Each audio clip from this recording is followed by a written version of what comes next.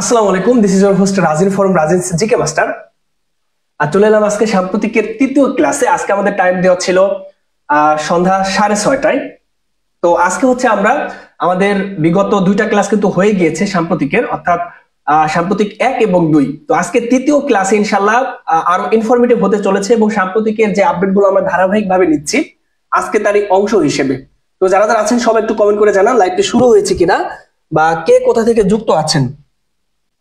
আজকে ইনশাল্লাহ আমরা অনেক ইনফরমেশন জানবো এবং গুরুত্বপূর্ণ যে প্রশ্নগুলো আমাদের আসার মতো সাম্প্রতিকের বরাবরের নেই এবারও আমরা ইনশাল্লাহ আজকে ইনশাল্লাহ শেষ করব। যারা যারা আছেন সবাই একটু কমেন্ট করে জানান। আমাদের সাথে আছেন নিশাত রহমান নিতু। আসসালামু আলাইকুম ভাইয়া, কেমন আছেন? আলহামদুলিল্লাহ। ওয়ালাইকুম আসসালাম, ভালো আছি। আপনি কেমন আছেন? আচ্ছা, দেখা যাচ্ছে কিনা, মানে দেখতে কোনো অসুবিধা হচ্ছে কিনা বা শুনতে কোনো অসুবিধা হচ্ছে কিনা? আজকে ইনশাল্লাহ আমাদের হাতে যে আপডেট গুলো আছে আমরা ধারাবাহিক ভাবে আজকে ক্লাসগুলো নিব এবং বরাবরের ন্যায় আজকেও কিন্তু হচ্ছে যারা থাকেন সবাই কিন্তু নোট করেন। তো আজকেও ইনশাল্লাহ আশা করি শেষ পর্যন্ত থাকবেন এবং সবাই নোট করবেন আজকের ক্লাসে। আর যেহেতু হচ্ছে আমার এটা হোয়াইট বোর্ড, ডিজিটাল বোর্ড নেই, আমি কিন্তু হচ্ছে স্লাইড দেখে দেখে পড়াতে পারি না, কিন্তু তারপরও হচ্ছে আমাদের সাম্প্রতিকের যেই টপিকস ধরে ধরে পড়াই আমরা ওই টপিকস গুলো আশেপাশে কি থাকে বা কোনটা গুরুত্বপূর্ণ কোনটা পরীক্ষায় আসার মতো আমরা কিন্তু অ্যানালাইসিস করে করে পড়াই। এটা আমার বৈশিষ্ট্য। তো যাই হোক, যারা যারা আছেন সবাই একটু কমেন্ট করে জানান। আমাদের সাথে আছেন সাবরিনা আমিন অনি। হ্যাঁ, শুরু হয়েছে ফরিদপুর থেকে। আচ্ছা, ফরিদপুর আমার নিজের জেলা। হুমায়রা জুই, মাহমুদা মৃধা। আচ্ছা, যারা যারা আছেন সবাই একটু লাইভটা একটু শেয়ার করে দেন। যারা আছেন সবাই লাইভটা একটু শেয়ার করে দেন। আমরা হচ্ছে কথা বাড়াবো না, আমরা একদম শুরু করে দিব এবং প্রথম থেকে যদি ক্লাসটা যদি না করেন তখন হচ্ছে অনেক জিনিস মিস থাকতে পারে। যাই হোক, আলহামদুলিল্লাহ ক্লিয়ার সব। আচ্ছা, আসসালামু আলাইকুম ভাইয়া। মাহমুদা মেধা আছেন আমাদের সাথে ফরিদপুর থেকে। আচ্ছা, যারা অ্যাডমিশন ক্যান্ডিডেট আছেন তাদের জন্য শুভকামনা। এই সময়টাতে হয় কি, আমাদের যেহেতু ঢাকা বিশ্ববিদ্যালয়ের পরীক্ষার মাত্র কয়েকদিন পরে সবার মধ্যে একটা ভীতি কাজ করে এবং হচ্ছে আমরা একটা হতাশার মধ্যে থাকি যে আমরা এটা পড়বো এটা পড়বো এটা পড়ছি এবং মনে হয় কি বারবার ভুলে যাচ্ছি। তো ভয় পাওয়ার কোনো কারণ নেই, কারণ হচ্ছে আপনার মতো কিন্তু সারা বাংলাদেশে যারা আছে সবাই কিন্তু এরকমই চিন্তা ভাবনা করছে। সবসময় নিজের মধ্যে একটা আত্মবিশ্বাস রাখতে হবে এবং ভয়কে জয় করতে হবে, তাহলে ইনশাল্লাহ পারবেন। এবং আপনি যদি পরিশ্রম করে থাকেন, সৃষ্টিকর্তা আল্লাহ তাআলার উপর ভরসা রাখেন, ইনশাল্লাহ অবশ্যই পারবেন। এজন্য ভয়ের কিছু নেই। যেগুলো পড়েছেন ওগুলো বারবার রিভিশন করেন এবং হচ্ছে যে আমাদের ইয়াটা হয় যে আমরা আসলে সব ভুলে যাচ্ছি, এটা স্বাভাবিক। মানুষ পড়বে ভুলবে, এটাই স্বাভাবিক, কিন্তু ওই জিনিসগুলো বারবার রিভিশন করতে হবে। হাল কিন্তু ছেড়ে দেওয়া যাবে না, একদম শেষ পর্যন্ত লেগে থাকতে হবে ইনশাআল্লাহ। যাই হোক, তাহলে আমরা শুরু করে দিই আজকে। আমাদের সাথে আছেন শারমিন আক্তার সাথী রংপুর থেকে। এমডি সিয়াম স্যার প্রেজেন্ট। সিয়াম সাহেব আমাদের সাথে আছেন। আচ্ছা, ঠিক আছে, তাহলে আমরা শুরু করে দিই। যেই কয়জন আছে আমরা এই কয়জন নিয়ে শুরু করি। সবাই লাইভটা একটু শেয়ার করে দেন। সবাই লাইভটা একটু শেয়ার করে দেন। আসলে কেউ যদি পরে আসে তাহলে ইনফরমেশনটা পায় না এবং হচ্ছে বলে যে স্যার এটা মিস হয়ে গিয়েছে এবং ওইটা আবার বলতে হয়, তখন একটু সমস্যা হয়ে যায়। আর আমার সাম্প্রতিক পড়ানোর ধরনটা একটু অন্যরকম, আমি হচ্ছে একটু ডিটেলসে পড়াই এবং ইনফরমেটিভ টাইপের হয়ে থাকে, যে একটা জিনিসের সাথে কোনো জিনিস থাকলে আমরা ওটা সাথে সাথে দেখিয়ে দিই। তো আজকে ইনশাল্লাহ যারা হচ্ছে অ্যাডমিশন ক্যান্ডিডেট আছেন এবং জব ক্যান্ডিডেট আছেন, দুই ক্যান্ডিডেটের জন্য হচ্ছে খুবই গুরুত্বপূর্ণ ক্লাস আজকে হতে চলেছে। আচ্ছা, হিমালয় কন্যা পঞ্চগড় থেকে বর্মন ভাই আছেন। ঠিক আছে, তাহলে আমরা শুরু করে দিই। তো আমরা প্রথমে সবাই খাতা কলম নিয়ে রেডি থাকেন এবং আমি যেটা যেটা বলবো ওটা সাথে সাথে আমার সাথে সাথে লিখে ফেলবেন বলার সাথে সাথে। আমরা ইনশাল্লাহ প্রথমে আজকে কোপ সম্মেলন থেকে শুরু করব। সিওপি, কোপ। সবাই আমার সাথে সাথে খাতায় লেখেন কোপ। আমরা বিভিন্ন সময় কারেন্ট অ্যাফেয়ার্স বলেন বা হচ্ছে আমরা যেই বইতেই কিন্তু দেখি আমাদের পরিবেশ বিষয়ক বা হচ্ছে পত্রিকা নিউজে আমাদের কিন্তু থাকে যে কোপ 30, কোপ 29। আসলে এই কোপ জিনিসটা কি, কোথা থেকে আসছে, আজকে ইনশাল্লাহ আমরা সেটা জানবো। এবং এটা আপনারা অলরেডি অনেকে জানেন যারা হচ্ছে আমার ক্লাসগুলো পূর্বে করেছেন, তারপর একটু রিভিশন হয়ে গেল। রিভিশন দিতে তো আর দোষ নেই, যদি এখান থেকে আবার যদি কোশ্চেন আসে তাহলে আশা করি পারবেন। তো এই কোপ সম্মেলনটা আসলে কি? কোপ সম্মেলন এটা কি খায় নাকি মাথায় নেয়? কোপ সম্মেলন হচ্ছে এটা বৈশ্বিক বা বিশ্বের পরিবেশ বিষয়ক একটি সম্মেলন। সবাই খাতায় লিখে ফেলেন পরিবেশ বিষয়ক সম্মেলন। আচ্ছা, আমিও লিখছি পরিবেশ পরিবেশ বিষয়ক সম্মেলন। পরীক্ষা ভাবে আসতে পারে পরিবেশ বিষয়ক সম্মেলনকে কি বলে? আপনার 4টা অপশন থাকলো এবং ওইখানে হচ্ছে কোপ থাকলো। আপনার বুঝতে হবে যে যেহেতু পরিবেশ বিষয়ক সম্মেলনের কথা বলেছে, আমার হচ্ছে কোপ। কোপের একটা পূর্ণরূপ আছে COP। আমরা জানি যে অ্যাব্রিভিয়েশন টাইপের বা শর্ট ফর্ম থাকে। তো কোপের পূর্ণরূপটা কি? কোপের পূর্ণরূপ হচ্ছে কনফারেন্স অফ দা পার্টিস। অর্থাৎ এই সম্মেলনে যারা অংশগ্রহণ করে এই পার্টিদের মধ্যে একটা কনফারেন্স বা হচ্ছে একটা সম্মেলন টাইপের, আলোচনা টাইপের, এটা হচ্ছে কোপের পূর্ণরূপ। কোপের পূর্ণরূপ হচ্ছে কনফারেন্স অফ দা পার্টিস। কোপ কি? কোপ হচ্ছে বৈশ্বিক পরিবেশ বিষয়ক একটি সম্মেলন। আচ্ছা, এই কোপ সম্মেলন কোথা থেকে আসলো আমরা ইনশাআল্লাহ সেটা জানার চেষ্টা করব। আমরা এখান থেকে শুরু করি। দেখেন, বিশ্ব পরিবেশ নিয়ে সারা বিশ্বের মধ্যে প্রথম 1972 সালে, কত সালে? 1972 সালে 5 থেকে 12 জুন, 5 থেকে 12 জুন সুইডেনের রাজধানী স্টকহোমে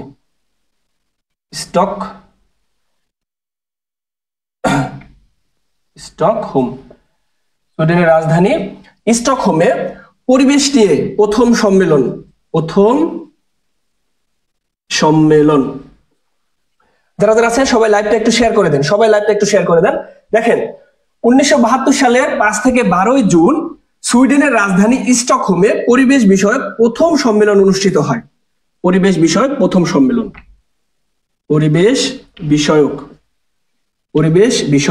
সম্মেলন অনুষ্ঠিত হয়। আমরা বিভিন্ন দিবস পড়ে থাকি যে এটা এই দিবস, এটা এই দিবস, যেমন হচ্ছে আমাদের বিজয় দিবস, স্বাধীনতা দিবস, এই টাইপের। তারপর হচ্ছে জাতিসংঘ দিবস। তো বিশ্ব পরিবেশ দিবস আমরা সবাই জানি। বিশ্ব পরিবেশ দিবস কবে? বিশ্ব পরিবেশ দিবস হচ্ছে 5 জুন। দেখেন, পরিবেশ বিষয়ক প্রথম সম্মেলন 5 জুন, এই 5 জুন অনুষ্ঠিত হয়েছে দেখে এই 5 জুনকে বিশ্ব পরিবেশ দিবস হিসেবে পালন করা হয়। তাহলে আমরা দেখতে পেলাম বিশ্ব পরিবেশ দিবস 5 জুন কোথা থেকে আসলো? প্রথম সম্মেলন পরিবেশ বিষয়ক, এটা 5 জুন সুইডেনের রাজধানী স্টকহোমে হয়েছিল। তারই পরিপ্রেক্ষিতে বিশ্ব পরিবেশ দিবস 5 জুন পালন করা হয়। তাহলে এই সম্মেলনে কি হয়েছে? বিশ্ব পরিবেশ দিবস। সবাই আমার সাথে সাথে খাতায় লেখেন, বিশ্ব পরিবেশ দিবস হিসেবে 5 জুন পালন করা হয়। এবং একই সাথে জাতিসংঘের একটা সংস্থার যাত্রা শুরু হয় এই বিশ্ব পরিবেশ দিবসের প্রথম সম্মেলনের মাধ্যমে। সেই সংস্থাটার নাম কি? সেই সংস্থাটার নাম হচ্ছে UNEP, অর্থাৎ ইউনাইটেড নেশনস এনভায়রনমেন্ট প্রোগ্রাম। তো এই সংস্থা হচ্ছে জাতিসংঘের পরিবেশ বিষয়ক সংস্থার যাত্রা শুরু। আমি এখানে লিখে দিচ্ছি, যাত্রা শুরু। তাহলে এই ঘটনা হচ্ছে আমাদের ফার্স্ট স্টেপ, অর্থাৎ পরিবেশ নিয়ে আমাদের ঘটনার প্রথম ধাপ। আমি একটু বক্স আকারে দিচ্ছি আপনাদের যাতে হচ্ছে বুঝতে সুবিধা হয়। হ্যাঁ, আমরা এরপরে চলে যাচ্ছি হচ্ছে আমাদের নেক্সট ধাপে। দেখেন, নেক্সট ধাপে কি হয়েছে? 1972 সালে পরিবেশ নিয়ে প্রথম সম্মেলন অনুষ্ঠিত হয়েছে, যাক আলহামদুলিল্লাহ, ভালো কথা। এরপরে তার ঠিক 20 বছর পর, 72 থেকে 20 বছর আপনি যোগ দেন, 82, 92, 1992 সাল। কত? 1992 সালে ব্রাজিলের একটি শহর, ব্রাজিলের একটি শহর হচ্ছে রিও ডি জেনেরা। আমাদের হাতে সাম্প্রতিকের আরো আপডেট আছে। আজকে হচ্ছে 3য় ক্লাস চলছে, ইনশাল্লাহ আমরা আরো 3-4টা ক্লাসের মাধ্যমে সেই আপডেট গুলো ধারাবাহিক ভাবে জানবো, যে আপডেট গুলো হচ্ছে আপনারা অনেকেই জানেন না হয়তো। তাহলে পরিবেশ সম্মেলনের ঠিক 20 বছর পরে 1992 সালে ব্রাজিলের রিও ডি জেনেরায় কি হয়? প্রথম ধারিত্রী সম্মেলন অনুষ্ঠিত হয়। প্রথম ধারিত্রী সম্মেলন, খুব খেয়াল দিয়ে বুঝবেন, আসলে মনোযোগ সহকারে বুঝবেন। সম্মেলন, প্রথম ধারিত্রী সম্মেলন অনুষ্ঠিত হয় এবং এই সম্মেলনে 27টি নীতি নিয়ে ঘোষিত হয় রিও ডিক্লারেশন। দেখেন, এগুলো কি? পরিবেশ বিষয়ক সম্মেলন। তাহলে এই প্রথম ধারিত্রী সম্মেলন অনুষ্ঠিত হয় কবে? 1992 সালের ব্রাজিলের রিও ডি জেনেরা। ব্রাজিলের রিও ডি জেনেরা কি? ব্রাজিলের রিও ডি জেনেরা হচ্ছে একটা শহর। যাই হোক, তাহলে এইটা আমার গেল। হ্যাঁ, 27টি নীতি নিয়ে রিও ডিক্লারেশন ঘোষণা হয়। এই রিও ডিক্লারেশনে একটা নথি বা হচ্ছে একটা চুক্তি স্বাক্ষরিত হয়। এই চুক্তির নাম কি? বা হচ্ছে এই যে একটা আমরা হচ্ছে কনফারেন্সের মাধ্যমে বা হচ্ছে একটা এসে স্বাক্ষর করলাম, এটা হচ্ছে ইউএনএফসিসিসি, অর্থাৎ United Nations framework convention on climate change, অর্থাৎ এই বিশ্বের জলবায়ু বা হচ্ছে পরিবেশ বিষয়ক একটা নীতির বা হচ্ছে একটা সম্মেলনে তারা হচ্ছে কি করে, এটা স্বাক্ষরিত হয়, ইউএনএফসিসিসি। এটা হচ্ছে কি? এটা হচ্ছে আমাদের দ্বিতীয় ধাপ। এটা আমি একটু মার্ক করে দিচ্ছি। এটা কত নম্বর ধাপ? এটা হচ্ছে আমাদের দ্বিতীয় ধাপ। এরপরে দেখেন আমাদের 3 নম্বর ধাপে কি আছে। এইটার পরে আমাদের কি হয়েছে? এই ইউএনএফসিসি এইখানে বিশ্বের অনেক দেশ স্বাক্ষর করে এবং বিভিন্ন অর্গানাইজেশনও স্বাক্ষর করে। এটা তো কার্যকর করতে হবে ভাই। আমি হচ্ছে স্বাক্ষর করলাম এবং এটা কি, এই যে 27টি নীতি, এই নীতিগুলা কি? নীতি হচ্ছে পরিবেশ নিয়ে, অর্থাৎ পরিবেশে আমরা কি করব না, আমরা হচ্ছে গাছপালা কাটবো না, এই এই এই টাইপের যে নীতিগুলো আছে বা হচ্ছে 27টি নীতি কি পরিবেশের উপর ভিত্তি করে। এরপরে ইউএনএফসিসি প্রথম কার্যকর হয় কবে? ইউএনএফসিসিসি, অর্থাৎ আবারও বলতেছি নামটা, United Nations framework convention on climate change. United Nations framework convention on climate change, এটা কার্যকর হয়, এটা কার্যকর হয় হচ্ছে 1994 সালে। যাক, ভালো কথা, 1994 সালে এটা কার্যকর হয়েছে। এরপরে আমাদের বহুল প্রতীক্ষিত কোপ, সিওপি, কোপ কনফারেন্স অফ দা পার্টিস, এই কোপের প্রথম সম্মেলন ইউএনএফসিসি কার্যকর হওয়ার পরের বছরে অনুষ্ঠিত হয়। তাহলে কি আমরা জানলাম? ইউএনএফসিসি এটা কার্যকর হয় 1994 সালে। তার ঠিক 1 বছর পরে কোপের প্রথম সম্মেলন অনুষ্ঠিত হয়। তাহলে আমরা এখানে লিখি যে কোপ, সিওপি, কোপের প্রথম সম্মেলন, কোপের প্রথম সম্মেলন। কোপের প্রথম সম্মেলন অনুষ্ঠিত হয় কোথায়? জার্মানির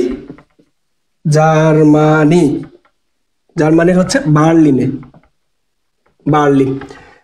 এরপরে দেখেন এই সম্মেলনটার নাম কি ছিল? এই সম্মেলনটার নাম ছিল হচ্ছে কোপ 1। হ্যাঁ, তাহলে এটা কত সালে হয়? এটা হয় হচ্ছে 1995 সালে, 1995 সালে। দেখেন, এই হচ্ছে কোপের আসল কাহিনী। তাহলে কোপটা আসলে কোথা থেকে? আমাদের এই যে ঘটনাগুলো ধারাবাহিক ভাবে আসার পরে ঠিক 1995 সালে কোপের প্রথম সম্মেলন অনুষ্ঠিত হয় কোথায়? জার্মানির বার্লিনে। এর পরে প্রতি বছর কোপ 1, তারপরে হচ্ছে আপনার কত, কোপ 2, তারপর হচ্ছে কোপ 3, কোপ 4, কোপ 5, এরকম করে আমাদের চলছে। এবং প্রতি বছর এই জলবায়ু এই বা হচ্ছে পরিবেশ বিষয়ক সম্মেলন অনুষ্ঠিত হচ্ছে। এটা কিন্তু খুব গুরুত্বপূর্ণ এবং অনেকে বুঝতে পারে না যে হচ্ছে আসলে এই জিনিসগুলা কি, ইউএনএফসিসি, তারপরে ইউএনইপি, এই পরিবেশ সম্মেলন, তারপরে হচ্ছে কোপ সম্মেলন, এটা কোথা থেকে আসলো, এটা কিন্তু আমাদের মাঝে কনফিউশন থেকেই থাকে বা হচ্ছে আমরা অনেক সময় বুঝতে পারি না। তো আশা করি আজকের পরে এটা একদম আপনাদের ক্লিয়ার হয়ে গেল। এইবার দেখেন 2024 সালে কোপের কততম সম্মেলন অনুষ্ঠিত হয়েছে? 2024 সালে কোপের কততম সম্মেলন? 2024 সালে কোপের 19তম সম্মেলন, অর্থাৎ কোপ 29। এই কোপ 29 কোথায় অনুষ্ঠিত হয়েছে? এটা গুরুত্বপূর্ণ। কোপ 29 অনুষ্ঠিত হয়েছে হচ্ছে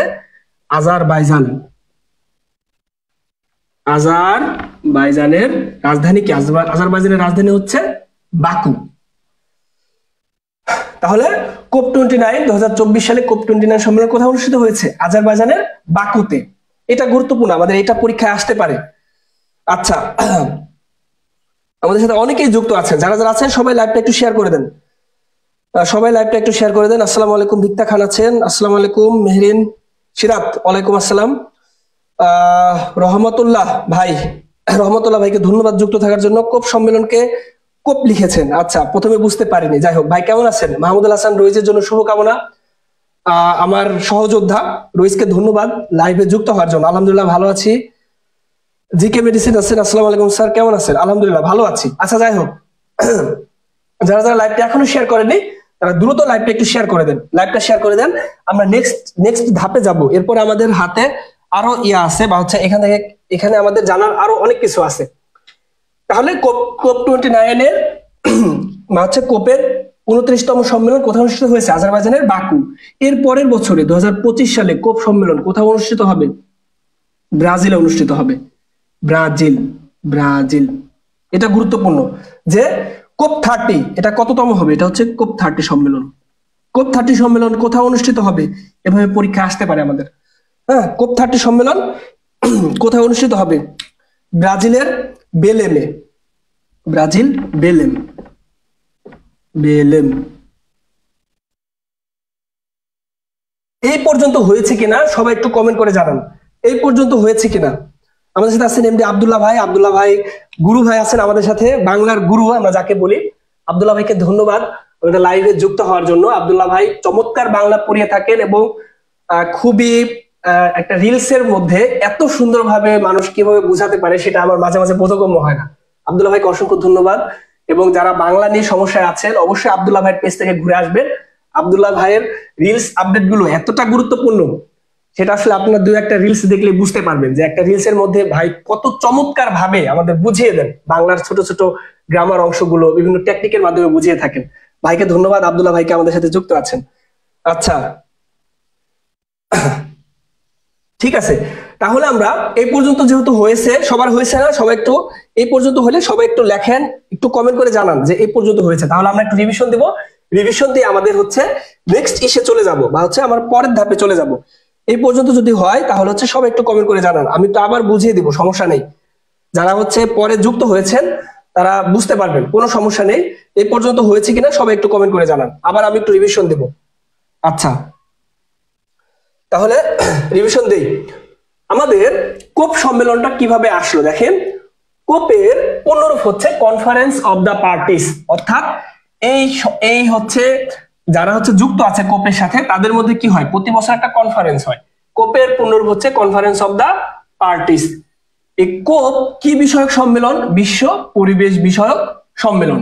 এই কোপ সম্মেলন কিভাবে এসেছে আমাদের মাঝে সেটা আমরা জানবো। দেখেন, বিশ্ব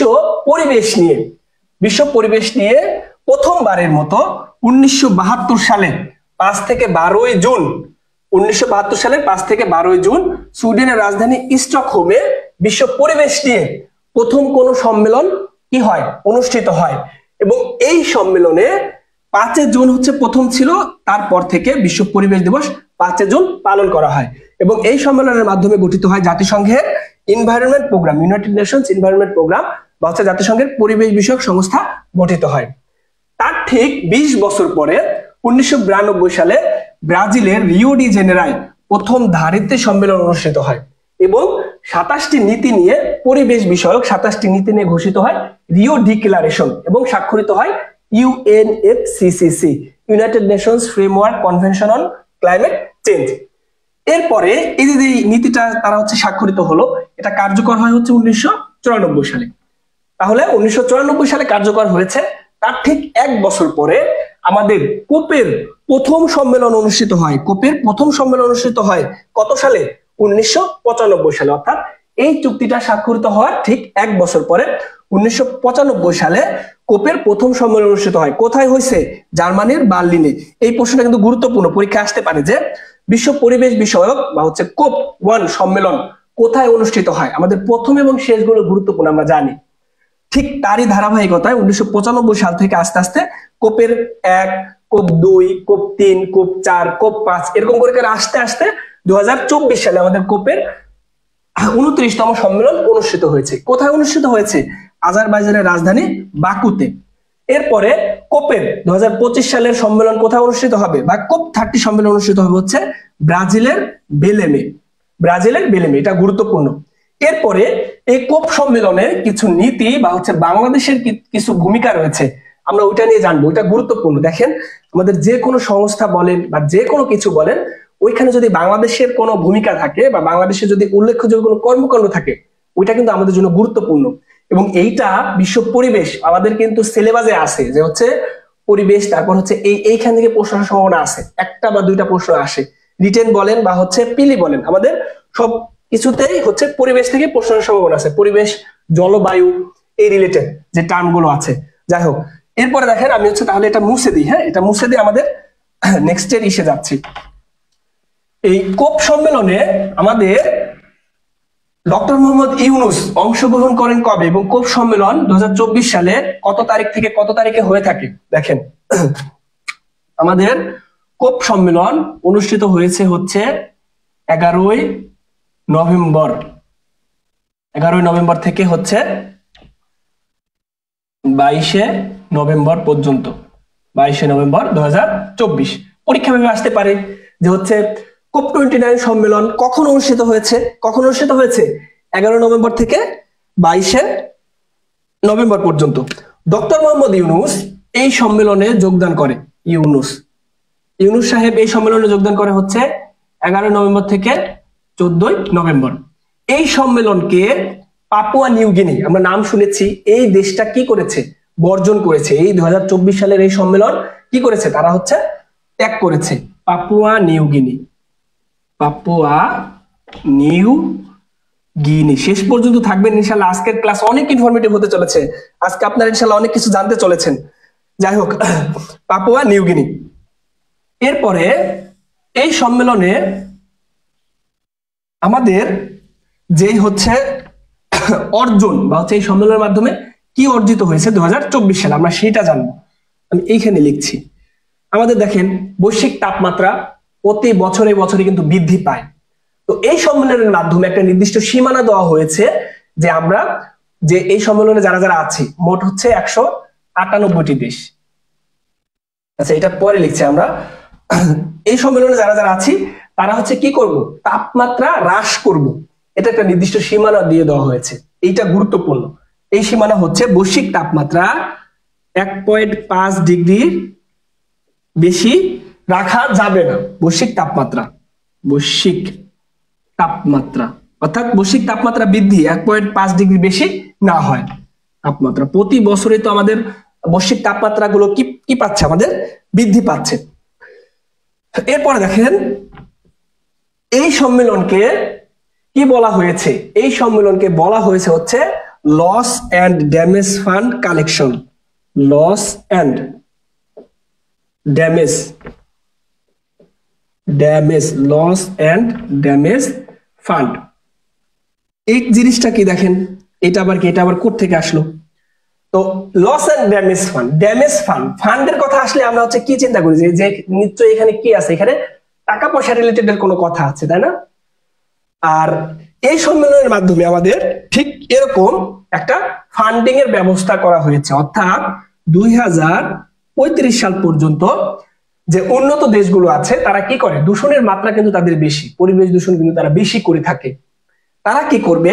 তারা হচ্ছে উন্নয়নশীল দেশগুলোকে একটা ফান্ডিং দিবে বা হচ্ছে একটা অ্যামাউন্ট দিবে, একটা টাকা দিবে। এই টাকার পরিমাণটা কত? 300 মিলিয়ন। এটা গুরুত্বপূর্ণ। 2035 সাল পর্যন্ত 300 মিলিয়ন আর্থিক সহায়তা দিবে। আর্থিক সহায়তা, এটা গুরুত্বপূর্ণ। পরীক্ষায় এটা আসতে পারে, যেহেতু এগুলা কি হয়েছে? এগুলা হচ্ছে 2024 সালের আমাদের যে হচ্ছে আমরা যে অর্জন করেছি এই সম্মেলনের মাধ্যমে। 300 মিলিয়ন আর্থিক সহায়তা দিবে। এবং 2030 সাল পর্যন্ত নবায়নযোগ্য শক্তির 3 গুণ ব্যবহার করতে হবে। নবায়নযোগ্য শক্তির 3 গুণ ব্যবহার। এগুলো রিটেনেও আসতে পারে। হ্যাঁ, কোপ সম্মেলনটা আসলে কি, হচ্ছে অর্জনটা কি, এভাবে পরীক্ষায় আসতে পারে।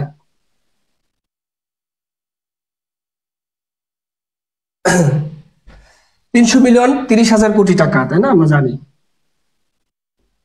30,000 কোটি টাকা। যারা লাইভটা এখনো শেয়ার করেনি তারা লাইভটা শেয়ার করে দেন। কোটি টাকা। আচ্ছা, এই নবায়নযোগ্য শক্তিটা কি? নবায়নযোগ্য শক্তি হচ্ছে, আমরা সবাই জানি যে শক্তির কিন্তু কোনো ক্ষয় হয় না বা শক্তির শেষ হয় না। শক্তির কি কোনোদিন শেষ হয়? শক্তির ক্ষয় হয় না, ক্ষয় বা শেষ হয় না। শক্তির কি হয় তাহলে? শক্তির রূপান্তর হয়। শক্তি কি করে? এক শক্তি থেকে, এক রূপ থেকে অন্য রূপে রূপান্তরিত হয়। শক্তির ক্ষয় বা শেষ হয় না, তাহলে শক্তির কি হয়? শক্তির হচ্ছে রূপান্তর হয়। শক্তির রূপান্তর হয়। অর্থাৎ দেখেন, যে শক্তি শেষ হয়ে যাবে না, যেমন অফুরন্ত, যেমন আমাদের সূর্যের আলো, এটা কি? এটা হচ্ছে নবায়নযোগ্য শক্তি। পানির শক্তি, এটা কি? নবায়নযোগ্য শক্তি। এই শক্তি কি? প্রাকৃতিক শক্তি, যেগুলো আমরা যেটা বলি। তো এই হচ্ছে ব্যাপার। তাহলে আমরা এই তিনটা জিনিস হচ্ছে বৈশ্বিকভাবে অর্জন করেছি। বাংলাদেশের একটা প্রামাণ্য ছোট চিত্র, এটা কিন্তু এই কোপ সম্মেলনে উপস্থাপিত হয়েছে। এই প্রামাণ্য চিত্রটির নাম কি? এই প্রামাণ্য চিত্রটির নাম হচ্ছে লতিকা। এটা খুব গুরুত্বপূর্ণ, খুব খুব খুব গুরুত্বপূর্ণ। আচ্ছা, এখানে কি আমাদের আটবে? ঠিক আছে, আটবে। লতিকা, লতিকা প্রামাণ্য চিত্র। এই প্রামাণ্য চিত্রে নড়াইল জেলার, নড়াইল জেলার কেউ আছেন নাকি? নড়াইল জেলার কেউ আছেন নাকি? নড়াইল জেলা, নড়াইলের একটা নদী আছে। কি নদী? চিত্রা নদী। নড়াইলের চিত্রা নদীর পারে একটা গৃহবধূ, তার নাম হচ্ছে লতিকা। তার জীবন কাহিনী এখানে তুলে ধরা হয়েছে শর্ট ফিল্মের মতো। মানে হচ্ছে প্রামাণ্য চিত্র, বা হচ্ছে আমাদের হচ্ছে ইয়া থাকে, প্রথমে কোনো কনফারেন্স শুরু হওয়ার পূর্বে আমাদের বিভিন্ন সময় একটা শর্ট ভিডিওর মাধ্যমে কিন্তু শুরু করা হয়। কিন্তু দেখেন, এটা বিশ্বের হচ্ছে কতটি দেশ এবার সম্মেলনে যোগদান করেছে? 198টি, এবং হচ্ছে একটা সংস্থা ইউরোপীয় ইউনিয়ন, এটা হচ্ছে যোগদান।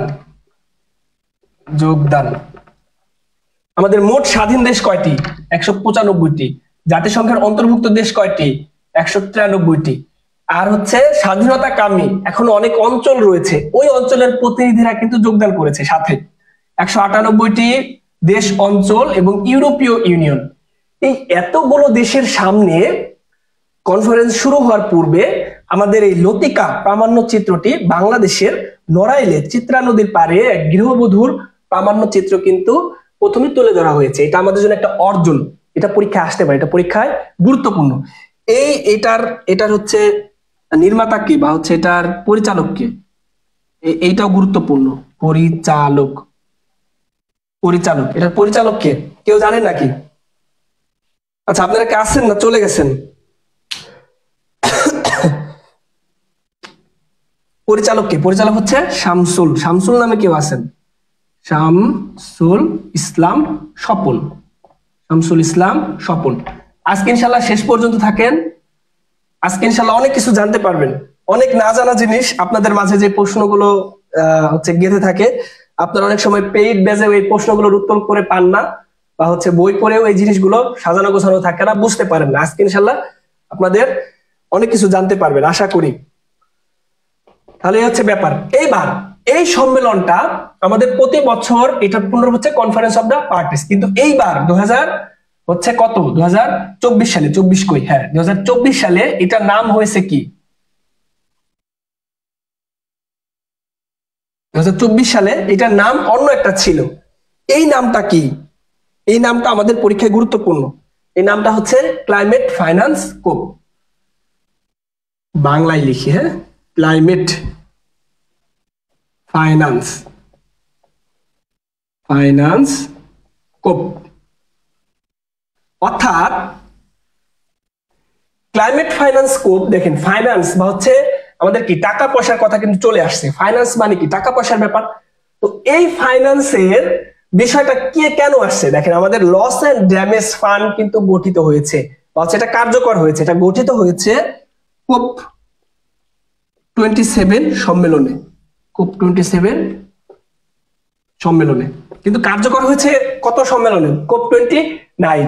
ঠিক এই কারণে এবারের সম্মেলনের নাম দেওয়া হয়েছে কি? কনফারেন্স অফ দ্য পার্টিস পরিবর্তে ক্লাইমেট ফাইন্যান্স কোপ। ক্লাইমেট ফাইন্যান্স কোপ। এবার যে কোনো চাকরির পরীক্ষা যদি এটা রিটেনে আসে, ইনশাআল্লাহ একদম কোপ দিয়ে দিতে পারবেন না? একদম কোপ দিয়ে দিবেন, একদম শুরু থেকে কিভাবে আসছে, তারপর সেটার কাজ কি, কিভাবে হয়, হচ্ছে এবার সম্মেলনে কি কি আমাদের অর্জন রয়েছে ঈশ্বরে একদম সুন্দর করে কোপ দিয়ে দিবেন। আর এখান থেকে যদি কোনো নৈবেত্তিক আসে বা এমসিকিউ প্রিলিমিনারি আসে তাহলে তো ইনশাল্লাহ পারবেন। এবার এই সম্মেলনের একটা স্লোগান ছিল, এবারের সম্মেলনের স্লোগান আচ্ছা কোথায় লিখবো দেখা যাচ্ছে নাকি, তো নিচে গেলে তো আর দেখতে পাবেন না আপনারা।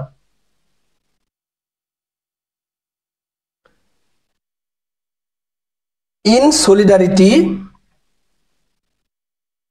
সলিডারিটি দেখা যাচ্ছে? আচ্ছা আমি আসলে দেখতে পাচ্ছি না, আমার এখানে এসে দেখতে হচ্ছে। ফর এ গ্রিন ওয়ার্ল্ড,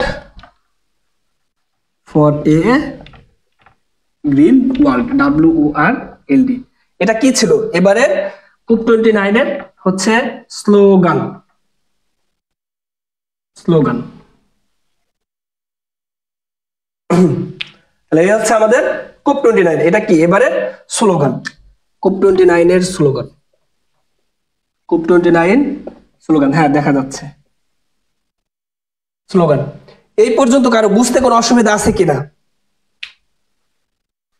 আচ্ছা ভাইয়া লিখতে পারছি না, হ্যাঁ বৈশ্বিক, আচ্ছা বানানে স্পেলিং একটু ইয়ে থাকতে পারে, হ্যাঁ আচ্ছা এটা কোনো বিষয় না, হ্যাঁ মাঝে মাঝে হচ্ছে নিজের নাম স্পেলিং এ একটু ভুল হয়ে যায়, এটা কোনো ব্যাপার না।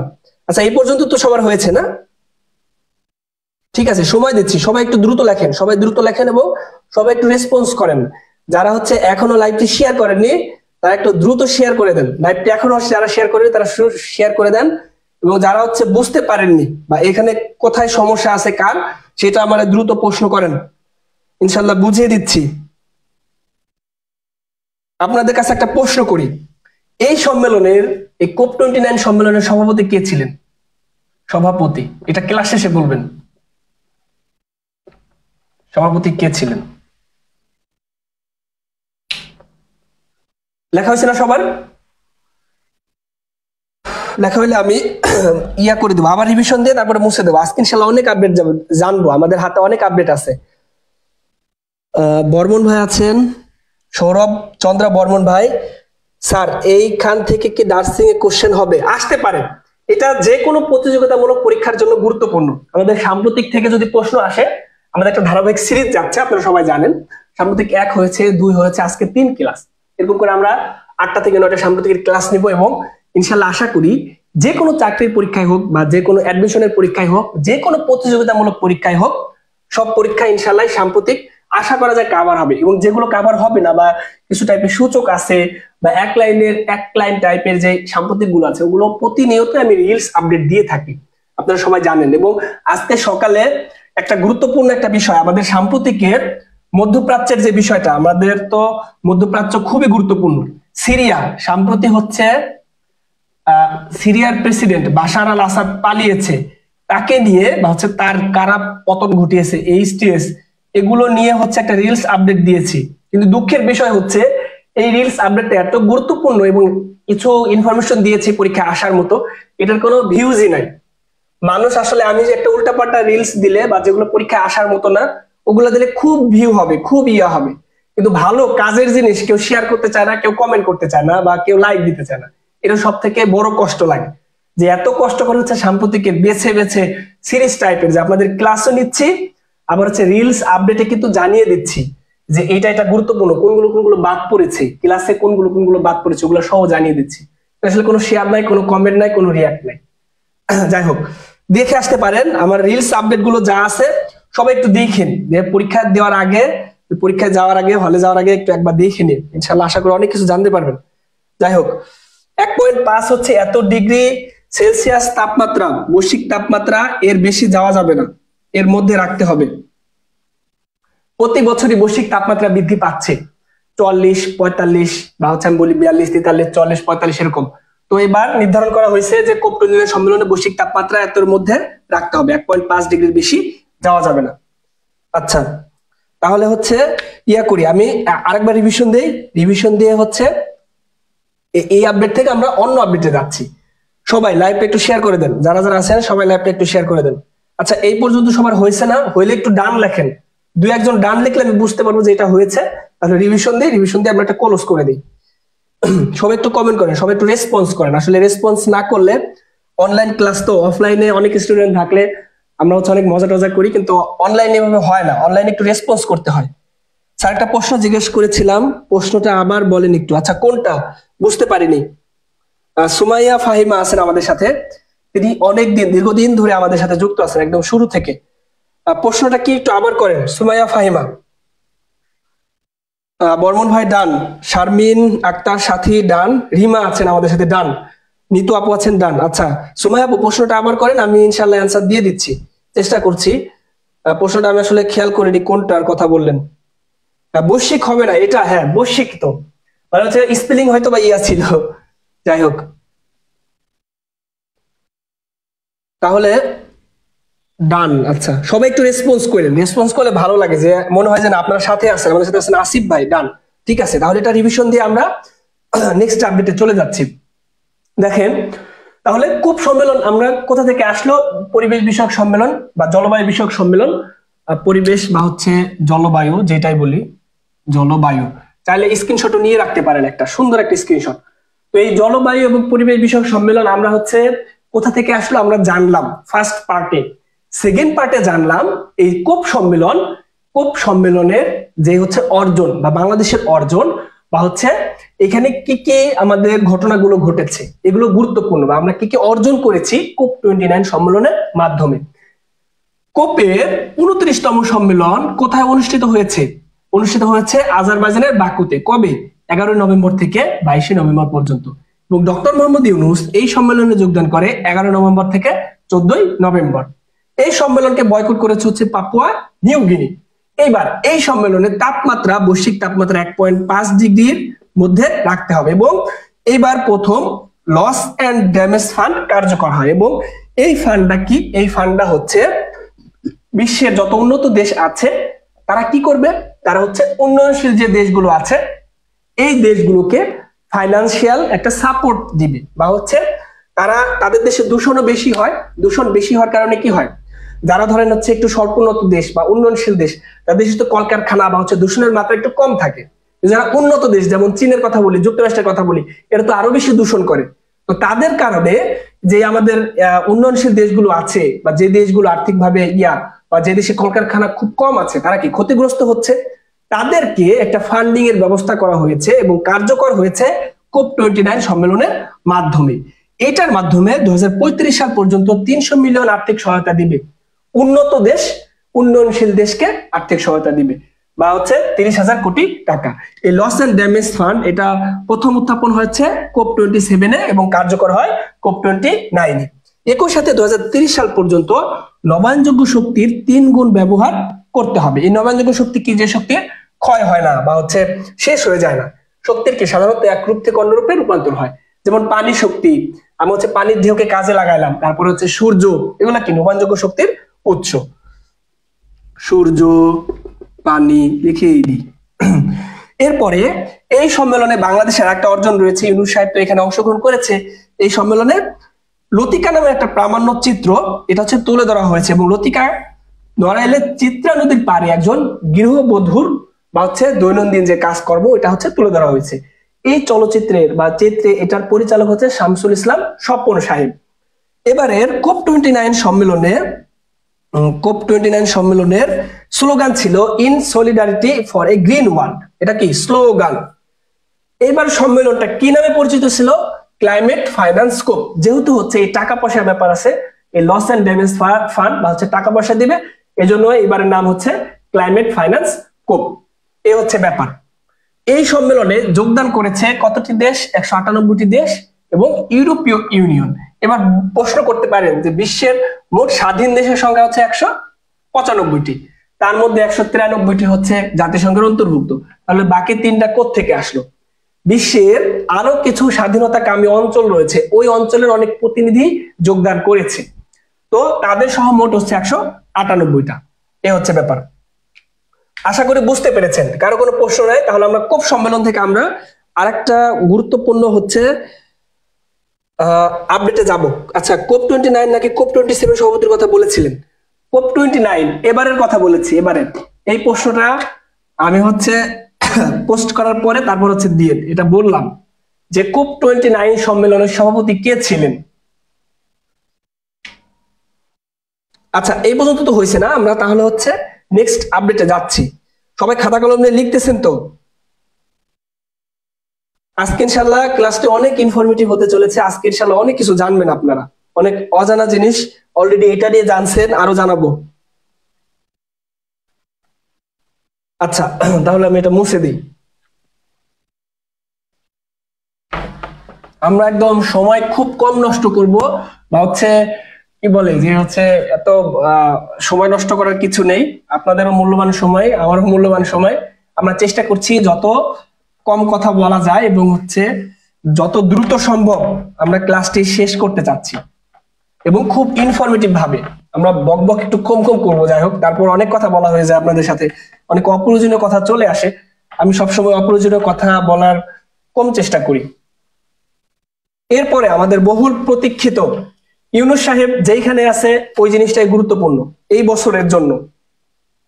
শুধু এই বছর না, মানে হচ্ছে যে সে যতদিন ক্ষমতায় আছে, প্রধান উপদেষ্টার ক্ষমতায় আছে, তো ততদিনই গুরুত্বপূর্ণ। এরপরে আমরা তারই একটা অংশ হচ্ছে জানবো। আচ্ছা, দেখতে কোনো অসুবিধা হচ্ছে নাকি? যাই হোক, ডক্টর মোহাম্মদ ইউনূস। এরপরে দেখেন আমরা জানবো হচ্ছে জাতিসংঘ নিয়ে। জাতিসংঘ,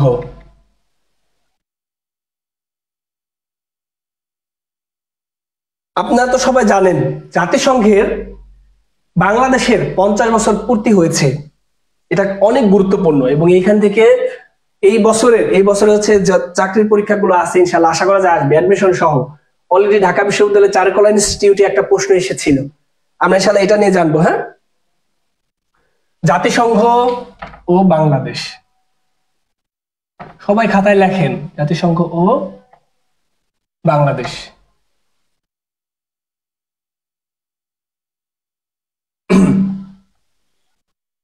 বাংলাদেশ জাতিসংঘের কততম সদস্য? দেখি প্রথম কে সঠিক উত্তর দেয়। প্রথম সঠিক উত্তর কে দিচ্ছেন আমাদের? আচ্ছা, আপনারা কি আছেন না গেছেন? মাঝে মাঝে হচ্ছে ফ্রিজ হয়ে যায়, আমি আসলে মাঝে মাঝে বুঝতে পারি না যে আপনারা আসলেই কি আছেন নাকি হচ্ছে চলে গেছেন।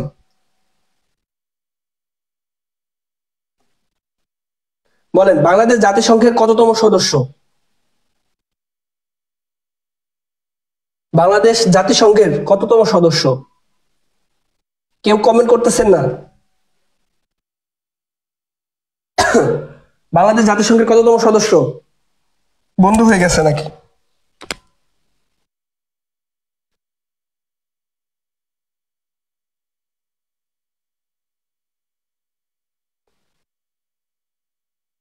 একশো 36।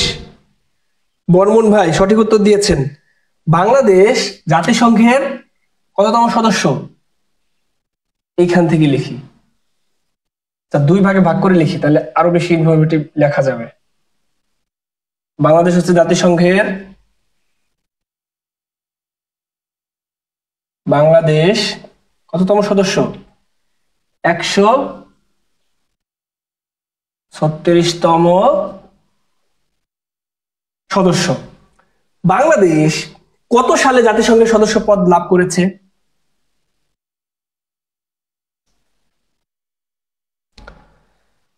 একশো 36। সেলিম রেজা ভাই 136, নিতু আপু 136, সুমাইয়া আপু আছেন 136, আফরিন জামান জিমি আপু 136।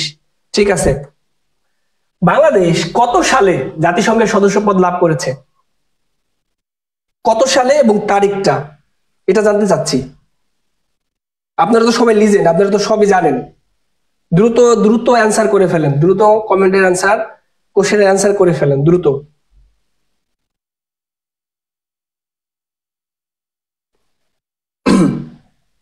কেউ করতেছেন না, আমি লিখি। 1974 সালের 1974 সাল কবে? 17 সেপ্টেম্বর। সেপ্টেম্বর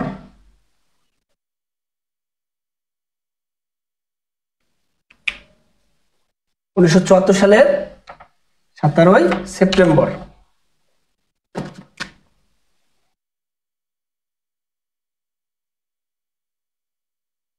এই 1974 সালের 17 সেপ্টেম্বর বাংলাদেশ জাতিসংঘের সদস্যপদ লাভ করেছে। এইবার অর্থাৎ 2024 সালের 17 সেপ্টেম্বর, একটু হিসাব করেন তো, 17 সেপ্টেম্বর জাতিসংঘের সদস্য পদ লাভের কত বছর পূর্তি হয়েছে?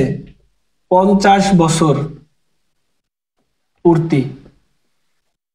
এটা খুব খুব খুব গুরুত্বপূর্ণ। আমাদের যে কোনো সংস্থায় আমরা যদি হচ্ছে একটা সিরিজ থাকে যে এত বছর, 50 বছর, 75 বছর, 60 বছর, 100 বছর, তখন এটা কিন্তু গুরুত্বপূর্ণ হয়ে যায়। তো এইবার দেখেন, বাংলাদেশ 1974 সালের 17 সেপ্টেম্বর জাতিসংঘের 136তম সদস্যপদ লাভ করেছে। গতবার বা হচ্ছে যে এইবারই তো ধরা চলে 2024 সালের 17 সেপ্টেম্বর বাংলাদেশের সদস্য পদ লাভের 50 বছর পূর্তি হয়েছে। এটা গুরুত্বপূর্ণ। এবং বাংলাদেশ কততম অধিবেশনে জাতিসংঘের সদস্য পদ লাভ করে? 29তম অধিবেশন। এটাও গুরুত্বপূর্ণ। অধিবেশন, 29তম অধিবেশনে সদস্য পদ লাভ করেছে।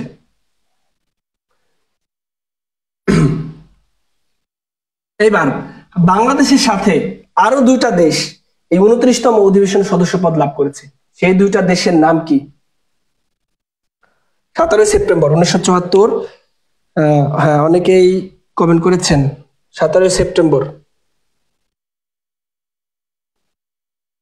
জাতিসংঘের 29তম অধিবেশন। আরো দুইটা দেশ এই 29তম অধিবেশনে বাংলাদেশের সাথে সদস্যপদ লাভ করেছে। এই দুইটা দেশ কোন দেশ? এই দুইটা দেশের নাম কি? আচ্ছা, কেউ সঠিক উত্তর দিচ্ছেন না। সবাই একটু ঝটপট কমেন্ট করে ফেলেন, সমস্যা নেই। আপনার যদি ভুল হয় তাহলে কারেকশন হবে বা হচ্ছে আপনি ঠিক করতে পারবেন।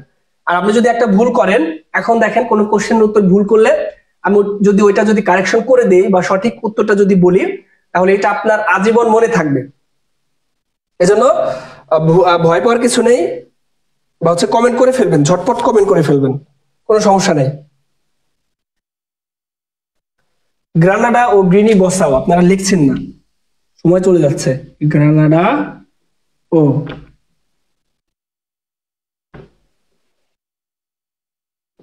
গিনি বসাও বাংলাদেশের সাথে সদস্যপদ লাভ করেছে।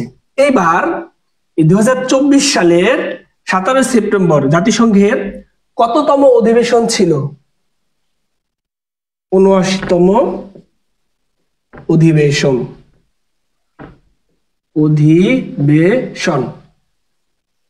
এই অধিবেশনে আমাদের ডক্টর মোহাম্মদ ইউনূস যোগদান করেছে। এবং বাংলায় বা হচ্ছে আমরা যেটা বলি যে জাতিসংঘের সাধারণ পরিষদে কিন্তু বৈশ্বিক নেতারা কি করে? বৈশ্বিক নেতারা হচ্ছে ভাষণ দিয়ে থাকে। ডক্টর মোহাম্মদ ইউনূস এই সম্মেলনে ভাষণ দেয়। কবে? ডক্টর মোহাম্মদ ইউনূস, আচ্ছা আমরা ধারাবাহিকভাবে লিখি।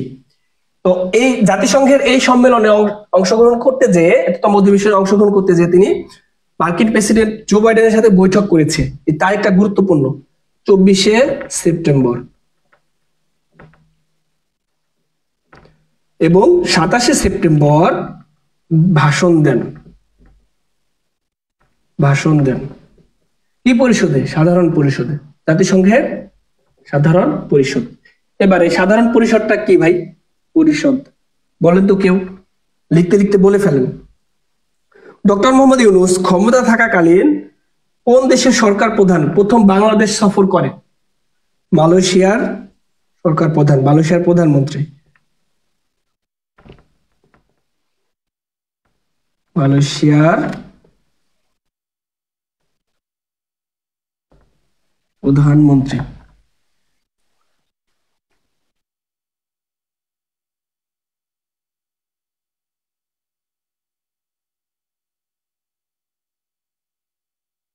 হ্যাঁ, গ্রানাডা গিনি বসাও।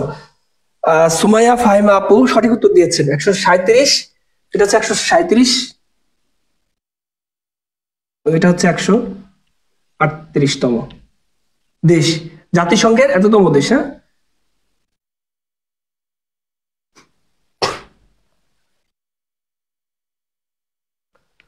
তাহলে কত বছর পূর্তি? 50 বছর পূর্তি। আপনারা কি জানেন এই পূর্তিগুলো সম্বন্ধে? আমরা একটু লিখি, হ্যাঁ। বলেন তো 50 বছর পূর্তিকে কি বলে? হুম একটা হচ্ছে 25 বছর, একটা হচ্ছে 50 বছর। 25 বছর পূর্তিকে কি বলে? আচ্ছা, এটা লিখবো না, আপনারা বলেন 25 বছর পূর্তিকে কি বলে?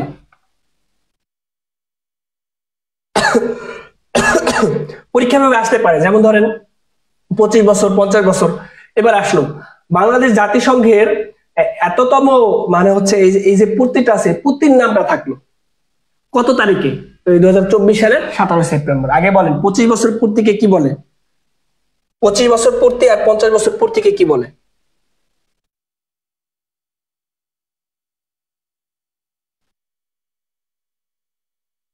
25 বছর পূর্তি এবং 50 বছর পূর্তিকে কি বলে? কেউ কি কমেন্ট করতেছেন নাকি হচ্ছে ফ্রিজ হয়ে গেছে? আচ্ছা, আপনারা একটু দ্রুত রেসপন্স করেন, হ্যাঁ, সাথে সাথে রেসপন্স করেন।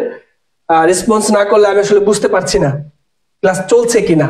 25 বছর পর থেকে কি বলে, 50 বছর পর থেকে কি বলে, এটা আসলে আপনাদের থেকে জানতে চাচ্ছি। সুবর্ণ জয়ন্তী, হ্যাঁ। কই কমেন্ট তো আসলে দেখতে পাচ্ছি না।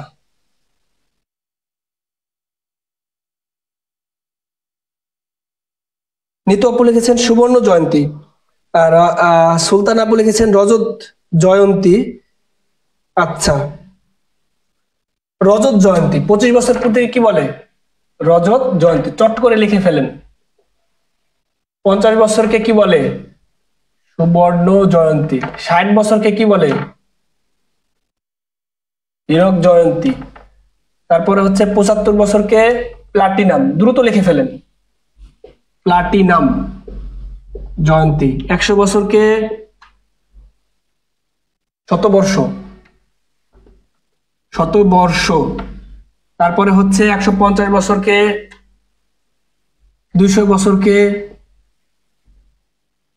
দ্বিশতবর্ষ। 150 বছর পর থেকে কি বলে এটা বলেন তো? এখন দেখতে পাচ্ছি কমেন্ট গুলো, হ্যাঁ। শরীফা রজত জয়ন্তী, সুবর্ণ জয়ন্তী, আচ্ছা। আর সেলিম রেজা ভাই রজত সুবর্ণ, 25 বছর রজত, 50 সুবর্ণ। আচ্ছা, নিশাত রহমান নিতু 25 রজত জয়ন্তী, ঠিক আছে।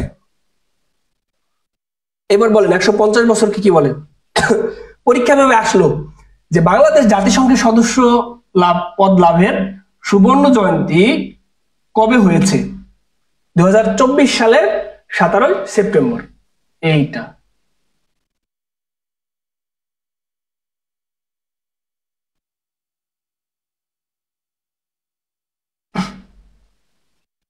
এটা কেউ কমেন্ট করতেছেন না। সার্ধ শতবর্ষ।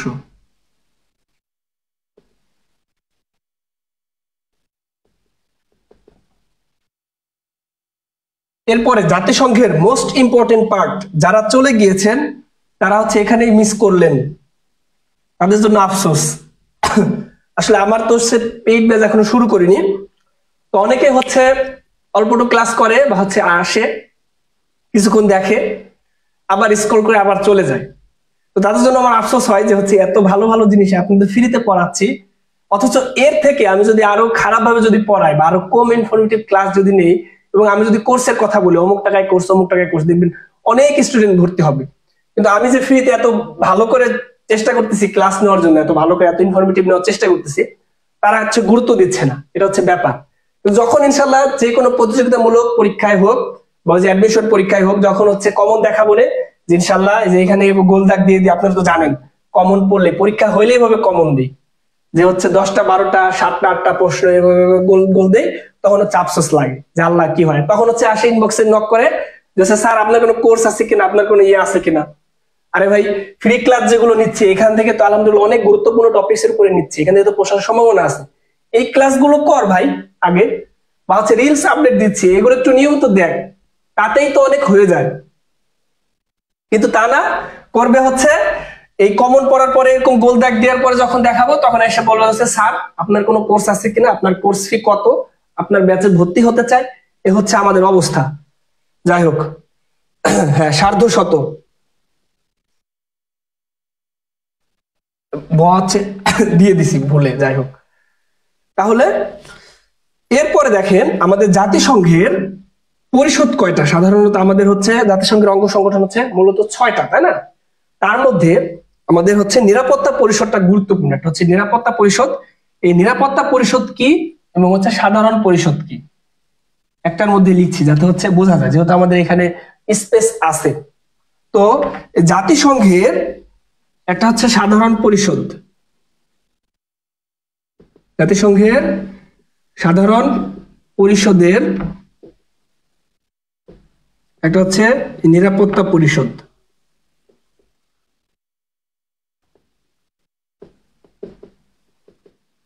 সাধারণ পরিষদের প্রথম বাংলাদেশি সভাপতি কে ছিলেন? সাধারণ পরিষদের প্রথম বাংলাদেশি, লিখতে লিখতে ঝটপট উত্তর দিয়ে দেন। প্রথম বাংলাদেশি সভাপতি। আর হচ্ছে নিরাপত্তা পরিষদের, দেখা তো যাচ্ছে না, নিরাপত্তা পরিষদ সুন্দর করে দেখা যাচ্ছে আলহামদুলিল্লাহ। নিরাপত্তা পরিষদের প্রথম বাংলাদেশি সভাপতি। একটা হচ্ছে সাধারণ পরিষদের প্রথম বাংলাদেশি সভাপতি। এই কোশ্চেনটা খুব ইম্পর্টেন্ট, খুবই ইম্পর্টেন্ট। নিরাপত্তা পরিষদ গুরুত্বপূর্ণ, এটা বিভিন্ন সময় বিভিন্ন পরীক্ষা কিন্তু এসেছে। সাধারণ পরিষদের প্রথম বাংলাদেশি সভাপতির নাম কি? এটা একটু উত্তর দেন। সাধারণ পরিষদের প্রথম বাংলাদেশি সভাপতি কে কে ছিলেন? এটা গুরুত্বপূর্ণ। সাধারণ পরিষদের প্রথম বাংলাদেশি সভাপতি কে ছিলেন? এমএসটি সুমাইয়া খাতুন। না ভাই, আপনার ক্লাস আমরা খুবই উপকৃত। হ্যাঁ, চেষ্টা করি ভাই, চেষ্টা করতেছি ক্লাস নেওয়ার জন্য আপনাদের স্বার্থে। দেখা যাক কি হয়, কত দূর যে থামতে পারি। আমরা একটা মিশন বা ভিশন আছে, একটা সিক্রেট প্রজেক্ট নিয়ে কাজ করতেছি, আপনারা অলরেডি জানেন। ইনশাআল্লাহ যখন আল্লাহ তাআলা তৌফিক দিবে, বইয়ের কাজ চলছে, আশা করা যায় বই যখন ইনশাআল্লাহ সবার হাতে যাবে তখন হয়তোবা কিছু নতুন কিছু হতে পারে। দোয়া রাখবেন আমার জন্য সবাই ইনশাআল্লাহ। এটা বলেন, জাতিসংঘের সাধারণ পরিষদের প্রথম বাংলাদেশি সভাপতি, প্রথম বাংলাদেশি সভাপতি ছিলেন হচ্ছেন হুমায়ুন রশিদ চৌধুরী। প্রথম বাংলাদেশি সভাপতি হুমায়ুন রশিদ। এটা বিভিন্ন পরীক্ষায় কিন্তু এসেছে, হুমায়ুন রশিদ চৌধুরী, হুমায়ুন রশিদ চৌধুরী। জাতিসংঘের সাধারণ পরিষদের প্রথম বাংলাদেশি সভাপতি। আর নিরাপত্তা পরিষদের প্রথম বাংলাদেশি সভাপতি ছিলেন হচ্ছেন আনোয়ারুল করিম চৌধুরী, আনোয়ারুল করিম চৌধুরী। সবাই চৌধুরী, চৌধুরী সাহেব। টাকা দিয়ে আমার ভালোবাসা কিনতে পারবেন না, তাই না? এই সেই চৌধুরী। জাতিসংঘের সাধারণ পরিষদের প্রথম বাংলাদেশি সভাপতি হচ্ছেন হুমায়ুন রশিদ চৌধুরী। নিরাপত্তা পরিষদের প্রথম বাংলাদেশি সভাপতি ছিলেন আনোয়ারুল করিম চৌধুরী। সাধারণ পরিষদটা কি আর নিরাপত্তা পরিষদ কি, খুব ভালো করে খেয়াল করেন। নিরাপত্তা পরিষদ হচ্ছে জাতিসংঘের, আমরা জানি যে ভেটো প্রদানের ক্ষমতা রয়েছে কয়টি দেশের? মোট 5টি দেশের। এই নিরাপত্তা পরিষদ, এইখানে লিখি নিরাপত্তা পরিষদ। নিরাপত্তা পরিষদের হচ্ছে মোট সদস্য সংখ্যা কয়টি? 15টি দেশ। এই 15টির মধ্যে হচ্ছে স্থায়ী দেশ রয়েছে। স্থায়ী দেশ হচ্ছে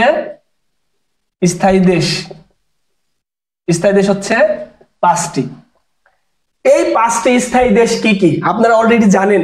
এই 5টি দেশ হচ্ছে বিশ্বের 5 শক্তিধর দেশ এবং এদের প্রত্যেকেরই ভেটো প্রদানের ক্ষমতা রয়েছে, আপনারা জানেন। হ্যাঁ, কি? যুক্তরাষ্ট্র। আচ্ছা, ইংরেজিতে লিখলে আমাদের ইয়াটা বেঁচে যাবে, স্পেস। যুক্তরাষ্ট্র, রাশিয়া, তারপরে হচ্ছে চীন আছে আমাদের, ওইখান থেকে যুক্তরাজ্য আছে, ইউকে লিখি শুধু, আর হচ্ছে ফ্রান্স। এই 5টা দেশের ভেটো প্রদানের ক্ষমতা রয়েছে। এই 5টা দেশের কি রয়েছে? ভেটো প্রদানের ক্ষমতা,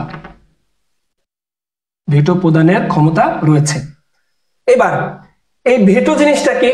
ভেটো মানে হচ্ছে বাধা বা আমি মানি না।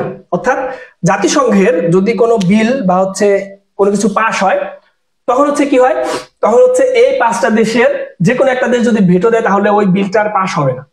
এ হচ্ছে ভেটো প্রদানের ক্ষমতা। যেমন জাতিসংঘের সদস্য পদ লাভের জন্য যদি এই কোন দেশ যদি ভেটো দেয় যে না এই দেশ সদস্য পদ লাভ করতে পারবে না, তখন কিন্তু সে সদস্য পদ লাভ করতে পারে না। তো এরকম হচ্ছে বিষয়। তাহলে দেখেন আমাদের দুইটা সুপার পাওয়ার, একটা হচ্ছে যুক্তরাষ্ট্র, একটা হচ্ছে রাশিয়া। এই দুইটা কি, যে এই দুইটা কিন্তু দুই মেরুর, মানে হচ্ছে কেউ কিন্তু কারো পক্ষে না।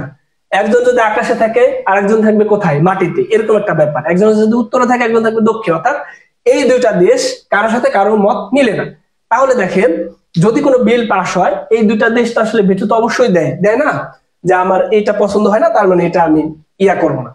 আবার যুক্তরাষ্ট্রের পছন্দ হলো না যুক্তরাষ্ট্র মানা করলো, আবার চীনের পছন্দ হলো না চীন মানা করলো, মানে এরকম হচ্ছে বিষয়। তাহলে দেখেন এই মূলত এই একটা কারণেই কিন্তু আমরা বলতে পারি জাতিসংঘের মতো একটা সংস্থা, বিশ্বের এত দেশ আছে 195টা, প্রতিটা দেশই কিন্তু সদস্য পদ মোটামুটি হচ্ছে লাভ করেছে, প্রায় প্রতিটা দেশই।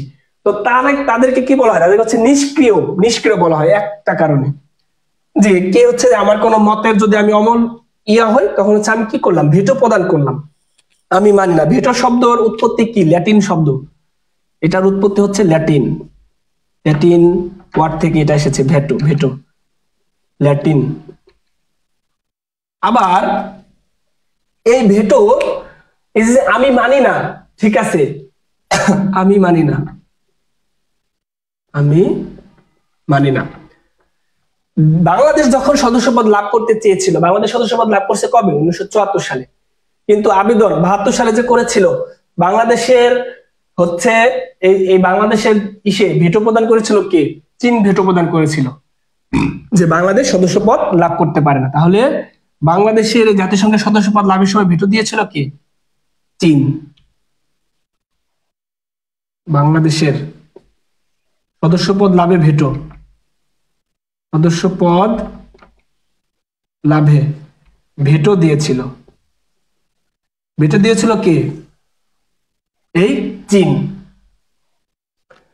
এই পাঁচটি স্থায়ী দেশকে একত্রে P5 বলা হয়। কি বলা হয়, P5। আচ্ছা লিখলে কি এখানে দেখা যাবে, দেখা যাবে, ক্লিয়ার দেখা যাচ্ছে, বা পার্মানেন্ট 5, P5 বলে, পার্মানেন্ট 5 বা হচ্ছে P5।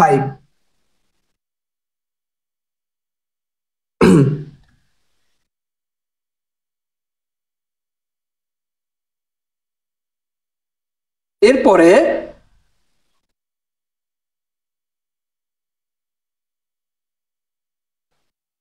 এরপরে দেখেন খুব ভালো করে খেয়াল করেন, এই পর্যন্ত তো হয়েছে না,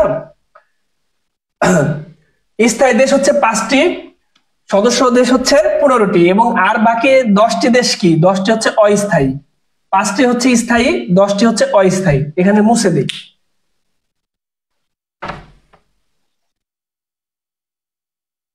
5টি হচ্ছে স্থায়ী, আর অস্থায়ী দেশ কয়টি, অস্থায়ী দেশ হচ্ছে 10টি। এই অস্থায়ী দেশ 2 বছরের জন্য নির্বাচিত হয়, 2 বছর। বাংলাদেশ মোট 2 বার জাতিসংঘের এই নিরাপত্তা পরিষদের মোট 2 বার অস্থায়ী দেশের সদস্যপদ লাভ করেছে। এটা গুরুত্বপূর্ণ। বাংলাদেশ কতবার অস্থায়ী সদস্যপদ লাভ করেছে, 2 বার। বিডি 2 বার।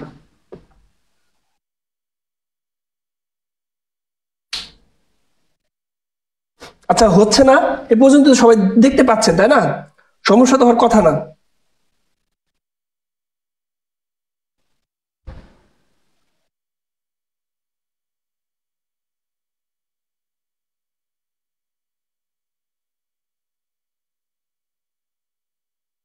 সবাই লাইভটা একটু শেয়ার করে দেন, যারা এখনো শেয়ার করেন না লাইভটা শেয়ার করে দেন। আচ্ছা এই পর্যন্ত তো হয়েছে না, হইলে একটু রেসপন্স করেন। হঠাৎ করে হচ্ছে সবাই একটু ফ্রিজ হয়ে গেছে, যাই হোক এটা আমি মুছে দিচ্ছি, এটা এখানে আমরা লিখবো, এখানে আমাদের লেখার কিছু আছে যদি এইটুকু মুছলাম, ওইখানে আর আটতেছে না আমাদের। আরো কিছু প্রশ্ন আমাদের আছে যেগুলো আমাদের জাতিসংঘ থেকে প্রশ্নে আসে। জাতিসংঘে বাংলাদেশের প্রথম স্থায়ী প্রতিনিধি কে ছিলেন, প্রথম স্থায়ী প্রতিনিধি। তারপরে হচ্ছে জাতিসংঘে বাংলাদেশের প্রথম স্থায়ী নারী প্রতিনিধি।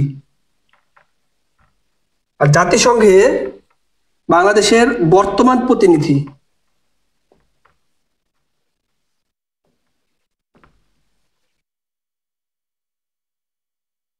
এই দুটা প্রশ্নের সাথে এই প্রশ্নগুলো গুরুত্বপূর্ণ, আমাদের এখান থেকে অনেক প্রশ্ন আসে।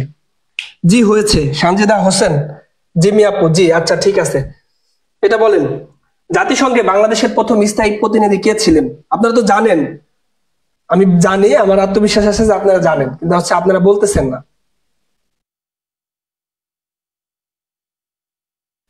ভাইয়া লিখছি এই জন্য কমেন্ট করতে পারছি না। আচ্ছা জি ঠিক আছে। আসলে আমার ক্লাস একটু কেমন যেন হয়, তাই না? যে সাম্প্রতিকের এখানে কয়েকটা টিয়া দিয়ে যে হচ্ছে নৈর্ব্যক্তিক টাইপের যদি কিছু দিলাম, 4টা অপশন দিলাম, দিলাম, এভাবে যদি পড়াই, ওইখান থেকে আমি মনে করি যেভাবে যদি আমি ডিটেল সহকারে পড়াই তাহলে হচ্ছে আপনাদের জন্য বেশি ইফেক্টিভ। আমি যদি এরকম কোশ্চেন সেট করে নিয়ে আসতাম, যেরকম বাংলাদেশ জাতিসংঘের কততম অধিবেশনে করছে, এরকম 10টা কোশ্চেন এরকম সলভ করে দিলে তখন বিষয়টা আপনার জন্য একটু গ্যাপ থাকতো। এবং আমি সবসময় চেষ্টা করি সাম্প্রতিকের পাশাপাশি ডিটেলস, আশেপাশে বাংলাদেশ এবং ইন্টারন্যাশনাল রিলেটেড কি অংশটুকু আছে বা কোনগুলো আপনার জন্য গুরুত্বপূর্ণ ওইটা একটু সহ পড়ানোর জন্য, একটু ডিটেলসে পড়ানোর জন্য। আমার ক্লাসগুলো সবসময় ডিটেলসে হয়, এই জন্য হচ্ছে স্টুডেন্ট অনেক সময় থাকে না। যাই হোক, না থাকলে নাই, কি করার। আচ্ছা, জাতিসংঘে বাংলাদেশের প্রথম স্থায়ী প্রতিনিধি, কেউ সঠিক উত্তর কি দেন নাই? কেউ বলেনও নাই?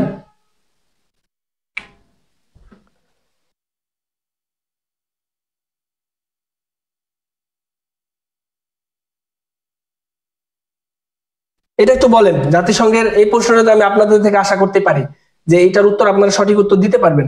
কারণ আপনারা যদি না উত্তর দেন সঠিক উত্তর, তাহলে আসলে মোহাম্মদ আব্দুল মুহিত কে লিখেছেন স্যার দেখতে পাচ্ছি না। মোহাম্মদ আব্দুল মুহিত, সৈয়দ আনোয়ারুল করিম, করিম প্রথম স্থায়ী প্রতিনিধি। সৈয়দ আনোয়ারুল করিম, আনোয়ারুল করিম তো হচ্ছে প্রথম নিরাপত্তা পরিষদের, এই নিরাপত্তা পরিষদের প্রথম স্থায়ী সভাপতি। প্রথম স্থায়ী প্রতিনিধি, প্রতিনিধির কথা বলেছি, প্রতিনিধি এক আলাদা, সভাপতি আলাদা। প্রতিনিধি থাকে না প্রতিটি দেশের, বাংলাদেশের পক্ষে জাতিসংঘের প্রথম স্থায়ী প্রতিনিধি কে ছিলেন? প্রথম স্থায়ী প্রতিনিধি ছিলেন এম এ করিম বা এম করিম। প্রথম নারী স্থায়ী প্রতিনিধি কে ছিলেন? ইসমত জাহান। এই নামে কেউ এখন ক্লাস করতেছেন নাকি? ইসমত জাহান। এবং বর্তমানে জাতিসংঘের বাংলাদেশের স্থায়ী প্রতিনিধিকে, বর্তমানে কে? মোহাম্মদ আব্দুল মুহিত, উনি আগে ছিলেন, বর্তমানে উনি আগে ছিলেন, বর্তমানের জন্য আগে। সালাউদ্দিন নোমান চৌধুরী, সালাউদ্দিন, সালাউদ্দিন নোমান চৌধুরী। নোমান রেখে মনে রাখবেন, চৌধুরী। সবাই কি চৌধুরী নাকি? মানে হচ্ছে যেই যাচ্ছে এখানে প্রতিনিধি হোক সভাপতি হোক সবাই চৌধুরী হয়ে যাচ্ছে না? চৌধুরী সাহেব, টাকা দিয়ে আমার ভালোবাসা কিনতে পারবেন না, এই হচ্ছে চৌধুরী। তাহলে জাতিসংঘের প্রথম স্থায়ী প্রতিনিধি ছিলেন এম করিম, জাতিসংঘের প্রথম নারী স্থায়ী প্রতিনিধি ছিলেন ইসমত জাহান, জাতিসংঘের বর্তমান বাংলাদেশের স্থায়ী প্রতিনিধি হচ্ছেন সালাউদ্দিন নোমান চৌধুরী। এটা গুরুত্বপূর্ণ, খুব খুব খুব গুরুত্বপূর্ণ। এবং রিসেন্ট ইনি অক্টোবর মাসে হাসিনা পালানোর পরে হচ্ছে উনি উনি হচ্ছে করেছেন, স্থায়ী প্রতিনিধিও চেঞ্জ হয়েছে, এটা গুরুত্বপূর্ণ। আচ্ছা, এখানে বলেছিলাম বাংলাদেশ জাতিসংঘের 2বার কি হয়েছে, এই নিরাপত্তা পরিষদের সদস্য পদ লাভ করেছে। কত সাল থেকে কত সাল, এটা গুরুত্বপূর্ণ।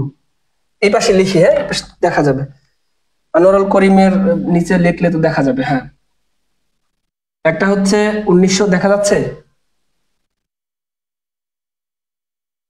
1979 থেকে 80, আরেকবার হচ্ছে 2000 থেকে 2001। এই মোট 2বার বাংলাদেশ জাতিসংঘের কি নিরাপত্তা পরিষদের অস্থায়ী সদস্য নির্বাচিত হয়েছে। এই কোশ্চেনটা গুরুত্বপূর্ণ, এই যে এটা, এই যে এটা। অস্থায়ী দেশ বাংলাদেশ দুইবার নিরাপত্তা পরিষদের 1979 থেকে 80, 2000 থেকে 2001। সালাউদ্দিন নোমান চৌধুরী। হ্যাঁ,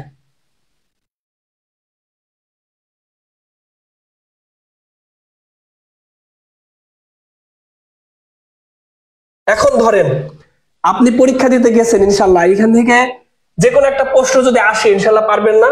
পারবেন তো অবশ্যই। জাতিসংঘ ও বাংলাদেশ,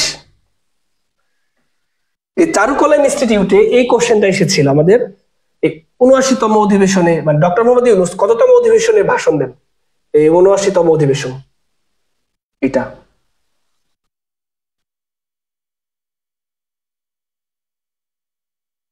আচ্ছা হয়েছে না? সবার হইলে ডান রাখেন, আমরা হচ্ছে রিভিশন দিয়ে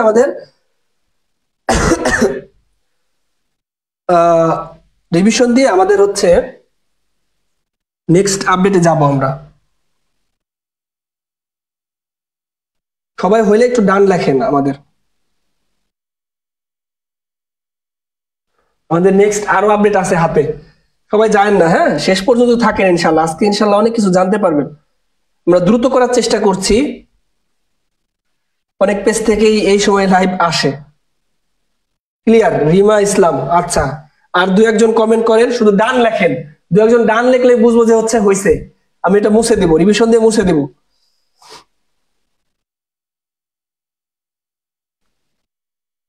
ডান, রিমা ডান, সুমি খাতুন ডান, হাবিবুর রহমান, আলাল ভাই ডান। ডান, ঠিক আছে। বর্মন ভাই ডান, ঠিক আছে। আচ্ছা, এখন বুঝতে পারলাম। তাহলে খুব ভালো করে খেয়াল করেন, জাতিসংঘ এবং বাংলাদেশ। বাংলাদেশ জাতিসংঘের কততম সদস্য?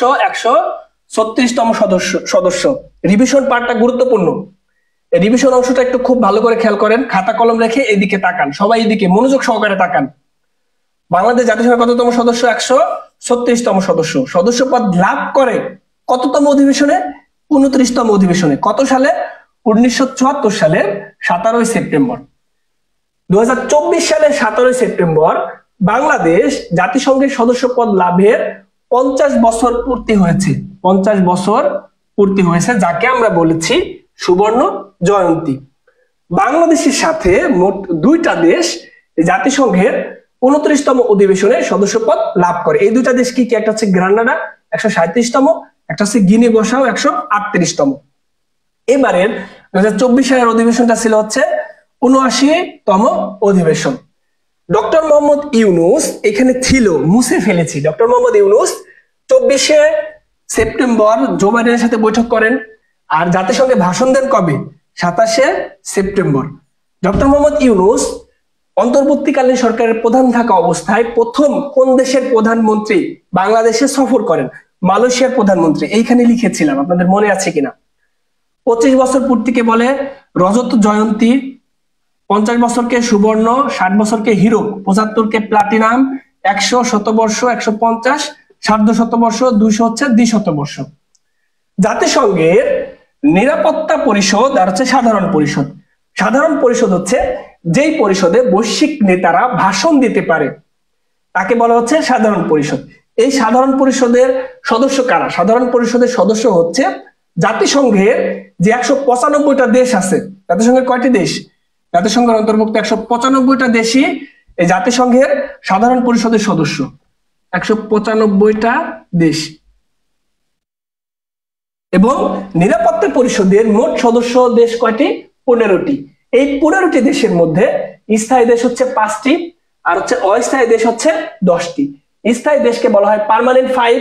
এই পার্মানেন্ট 5 এর মধ্যে রয়েছে যুক্তরাষ্ট্র, রাশিয়া, চীন, যুক্তরাজ্য এবং হচ্ছে ফ্রান্স। তাদের মধ্যে ভেটো প্রদানের ক্ষমতা রয়েছে। ভেটো কি একটা ল্যাটিন শব্দ, এটা মানে হচ্ছে আমি মানি না। বাংলাদেশের সদস্যপদ লাভের সময় চীন বাংলাদেশের ইসে হচ্ছে ভেটো প্রদান করেছিল। এই চীন, মিস্টার চীন। বাংলাদেশ মোট 2 বার জাতিসংঘের অস্থায়ী সদস্যপদ লাভ করেছে। কত সালে? 1979 থেকে 80, 2000 থেকে 2001। জাতিসংঘের নিরাপত্তা পরিষদের প্রথম বাংলাদেশি সভাপতি ছিলেন আনোয়ারুল করিম চৌধুরী।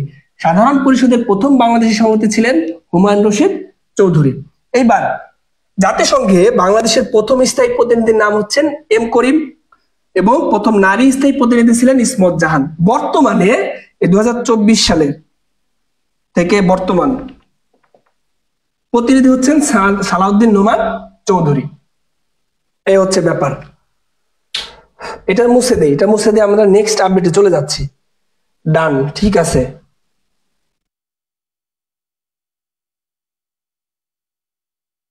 যারা এখনো শেয়ার করেনি তারা দ্রুত শেয়ার করে দেন, শেয়ার করে টাইম লাইনে রেখে দেন। পরে দরকার হয় এই ক্লাসটা আবার দেখেন, আপনারা অনেক কিছু জানতে পারবেন ইনশাআল্লাহ।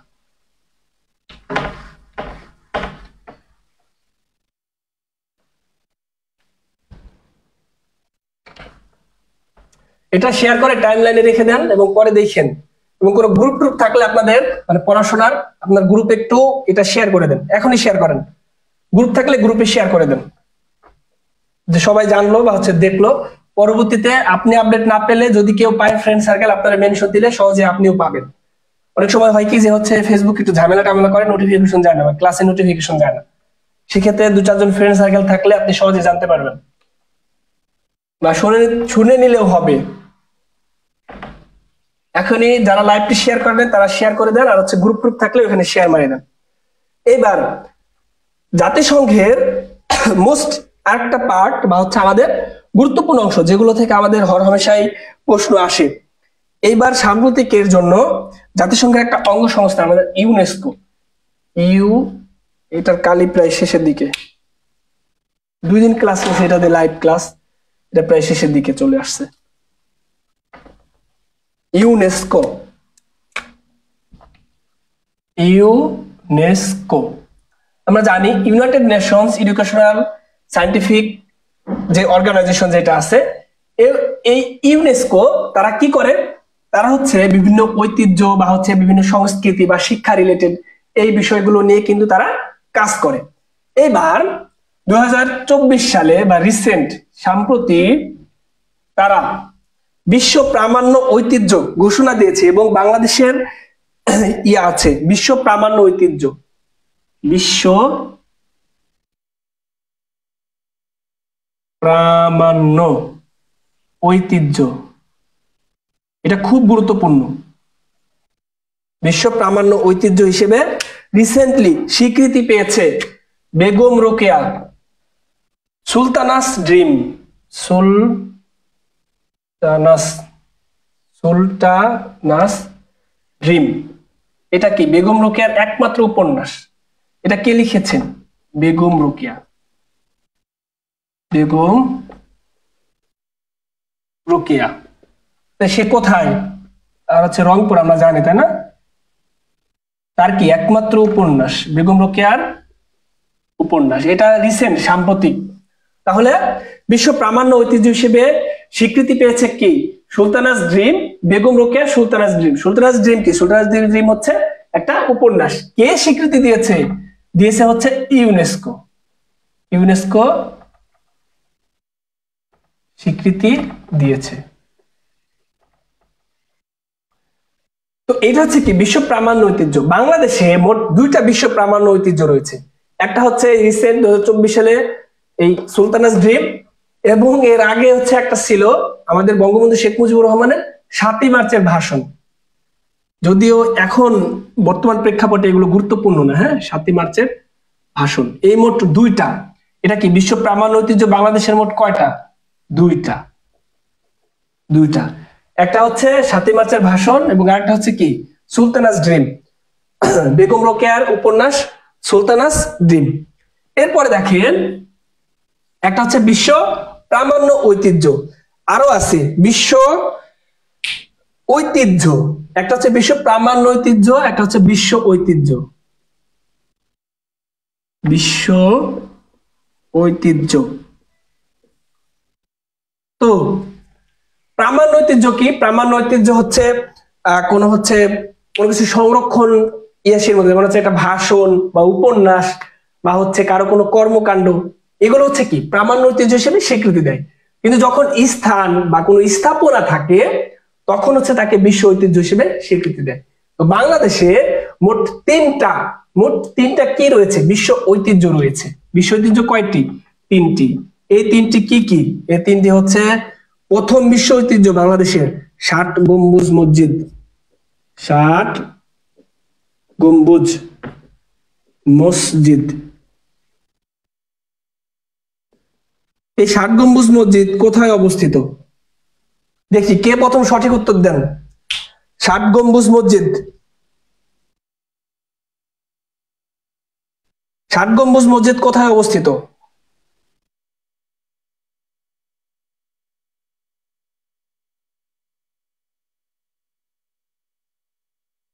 বাগেরহাট, রিমা ইসলাম। বাগেরহাটের কেউ আছেন নাকি? বা এই ষাট গম্বুজ মসজিদের পাশে বাসা এরকম কেউ আছেন নাকি এখানে ক্লাস করছেন? ষাট গম্বুজ মসজিদ কোথায় অবস্থিত? বাগেরহাট।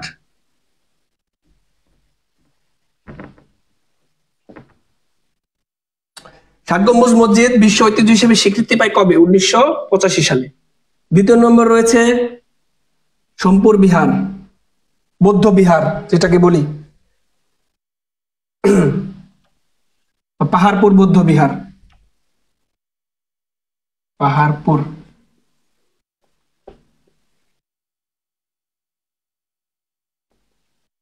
পাহাড়পুর বৌদ্ধ বিহার কোথায় অবস্থিত? দেখি এটা প্রথম সঠিক উত্তর কে দেন। বাগেরহাট, বাগেরহাট, বাগেরহাট, বাগেরহাট। মুন্নি আপু লিখেছেন বাগেরহাট। নিত্য আপু বাগেরহাট জেলায়। নাহিদ খান, নাহিদ ভাই লিখেছেন বাগেরহাট। তারপর হচ্ছে সুমাইয়া আপু লিখেছেন বাগেরহাট। রিমা আপু প্রথম লিখেছেন সোমপুর বিহার, নওগাঁ। রিমা আপু আবারও সঠিক উত্তর প্রথমে। সোমপুর বিহার কোথায়? নওগাঁ। এটা কত সালে? এটা 1985 সালে। এরপর তৃতীয় নম্বর বিশ্ব ঐতিহ্য, এটা কি বলেন তো? দেখি এটা কে জানেন? বিশ্ব প্রামাণ্য ঐতিহ্য বাংলাদেশের হচ্ছে মোট দুইটা, রিসেন্ট সুলতানাস ড্রিম আর হচ্ছে 7 মার্চের ভাষণ হচ্ছে প্রথম। বাংলাদেশের বিশ্ব ঐতিহ্য হচ্ছে তিনটি, ষাট গম্বুজ মসজিদ, পাহাড়পুর বৌদ্ধ বিহার এবং আরেকটা আছে, এটার নাম হচ্ছে সুন্দরবন। নাহিদ খান, নাহিদ খান ভাই সঠিক উত্তর দিয়েছেন। নাহিদ খান ভাইকে অসংখ্য ধন্যবাদ, তিনি কমেন্ট করেছেন। তাহলে সুন্দরবন, সুন্দরবন কত সালে বিশ্ব ঐতিহ্য হিসেবে স্বীকৃতি পায়? এটা জানেন নাকি কেউ? সুন্দরবন, নাহিদ ভাই বলেন তো সুন্দরবন কত সালে বিশ্ব ঐতিহ্য হিসেবে স্বীকৃতি পায়? এটা বিভিন্ন সময় পরীক্ষায় আসে। সুন্দরবন কি? বাংলাদেশের বৃহত্তম বদ্বীপ। গত ক্লাসে বলেছিলাম বাংলাদেশের বৃহত্তম বদ্বীপ। এই স্বীকৃতিগুলো বিশ্ব ঐতিহ্য, বিশ্ব প্রামাণ্য ঐতিহ্য স্বীকৃতিগুলো কে দেয়? ইউনেস্কো দিয়ে থাকে। নাহিদ ভাই হলো না, সুমাইয়া আপুরটা হয়েছে 1997। 1997। এরপরে আছে অধরা সংস্কৃতি। অধরা সংস্কৃতি দেখেন একদম সুন্দর করে গুছিয়ে দিয়েছে আপনাদের। প্রথমে প্রামাণ্য ঐতিহ্য, তারপরে বিশ্ব ঐতিহ্য, তারপরে অধরা সংস্কৃতি। সব কি দেয়? ইউনেস্কো দেয়। অধরা সংস্কৃতি কয়টি? বাংলাদেশের মোট অধরা সংস্কৃতি হচ্ছে, লিখিত দিলাম, 5টি, তাই না? এই 5টির প্রথম অধরা সংস্কৃতি কোনটি? প্রথম অধরা সংস্কৃতি হচ্ছে বাউল গান।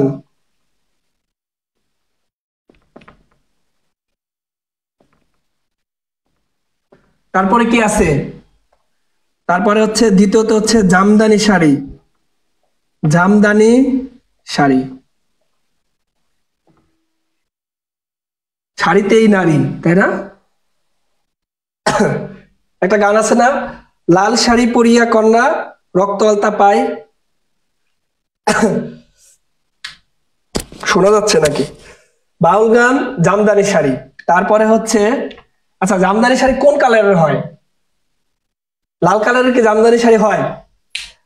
লাল কালারের হচ্ছে কি থাকবে? একটা শাড়ি থাকবে, তারপরে চুড়ি থাকবে, লাল টিপ থাকবে। যাই হোক, বাউল গান, জামদানি শাড়ি। 3 নম্বরে কি? মঙ্গল শোভাযাত্রা।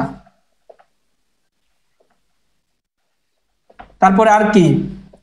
শীতল পাটি 4 নম্বর, শীতল পাটি। এবং সর্বশেষ 5 নম্বর বা সর্বশেষ বাংলাদেশের অধরা সংস্কৃতি কোনটি? এটা বলেন তো আপনারা। বাংলাদেশের সর্বশেষ অধরা সংস্কৃতি কোনটি? বিভিন্ন কালারের হয়, আচ্ছা যদিও আইডিয়া নাই।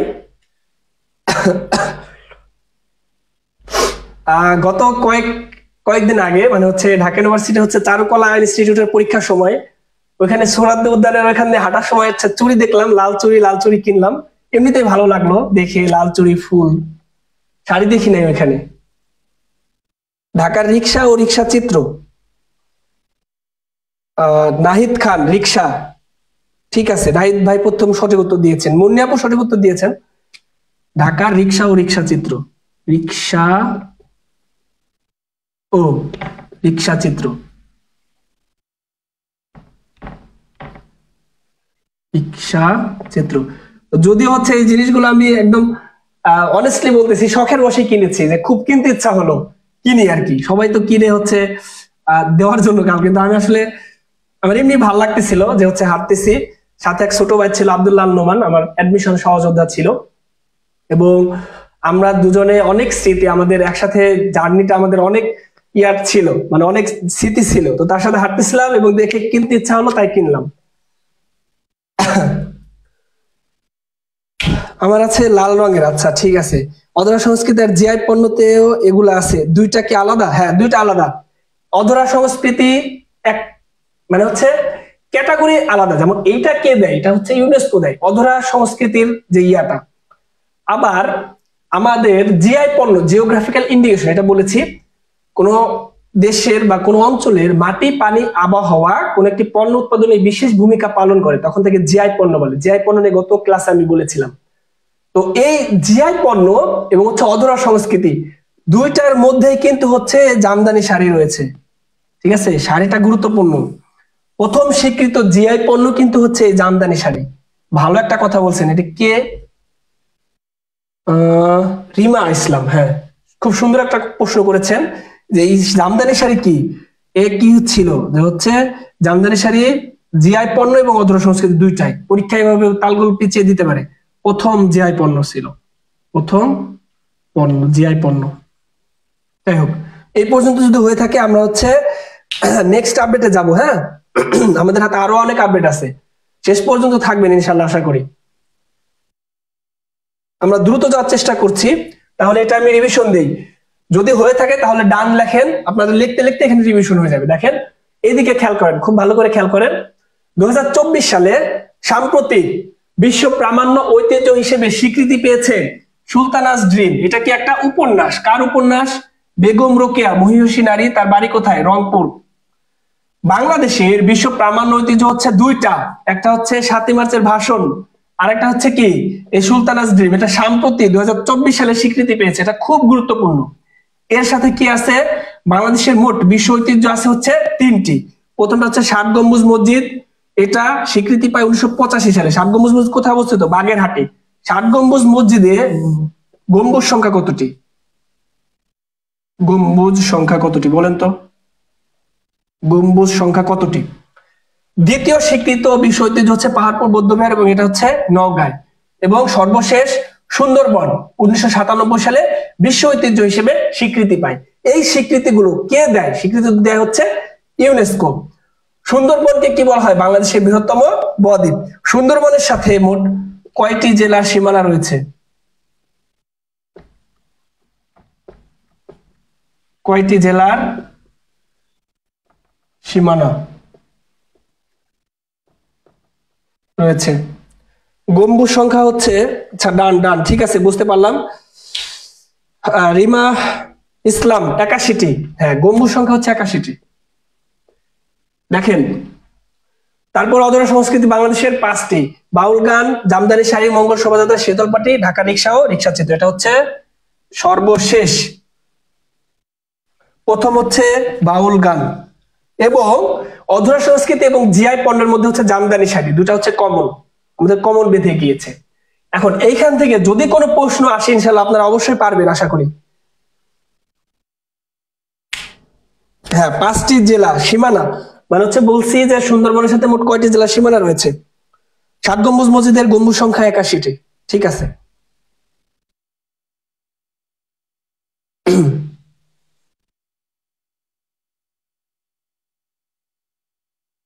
আচ্ছা, যারা সঠিক উত্তর দিয়েছেন সকলকে অসংখ্য ধন্যবাদ। আমরা এটা ক্লোজ করে দিয়ে আমাদের নেক্সট আপডেটে যাব।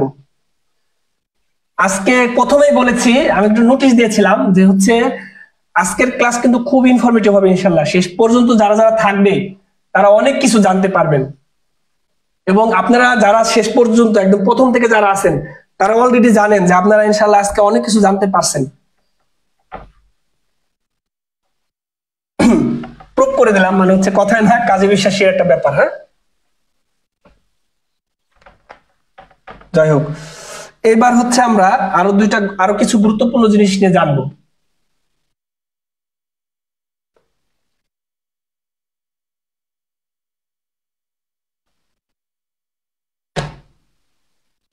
এরপরে পাঁচটি রাকিবুল ইসলাম ভাই, পাঁচটি। ঠিক আছে, রিমা ইসলাম তো হচ্ছে একদম দিয়ে লিখে দিছে।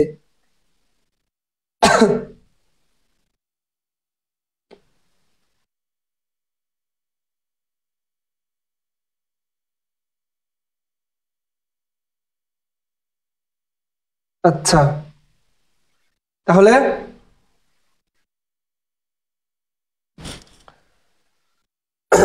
আমাদের দুইটা পুরস্কার, একটা হচ্ছে বুকার,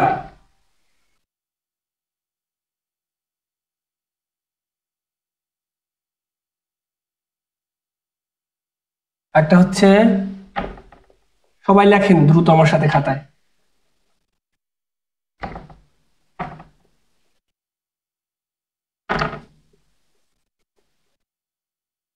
আমরা একদম সিরিজ আকারে শুরু করেছি, সাম্প্রতিক 1, 2, আজকে হচ্ছে 3 চলছে, তাই না? তো প্রথম ক্লাসে আমার হচ্ছে হয়তো বা স্পেলিং বা হচ্ছে কথা বলার সময় আমরা যেটা বলি স্লিপ অফ টাং, যেটা বলি যে হচ্ছে একটা বলতে যে একটা এরকম হতে পারে, এবং বিভিন্ন ক্লাসে হতে পারে যে আমি দেখতেছি লিখতেছি একটা শাল বলতেছি আর একটা, এরকম হতে পারে। হ্যাঁ, এটা আপনারা বুঝেন যে এটা কিন্তু অবশ্যই মানে নিতে হবে। প্রথম ক্লাস, দ্বিতীয় ক্লাস, আজকে তৃতীয় ক্লাস। ওই 3 ক্লাস ইনশাআল্লাহ চেষ্টা করছি যে ইনফরমেটিভ, এবং পরবর্তীতে আরো যে ক্লাস হবে আমাদের স্পোর্টস নিয়ে ফুল একটা ক্লাস থাকবে। যে আমাদের রিসেন্ট স্পোর্টস থেকে আপনারা জানেন যে প্রতিবারে কোনো না কোনো কোশ্চেন থাকে। একটা রিসেন্ট কিন্তু অনেক বাংলাদেশের কিন্তু অনেক অর্জন কিন্তু হয়েছে স্পোর্টস খেলাধুলা পার্ট থেকে।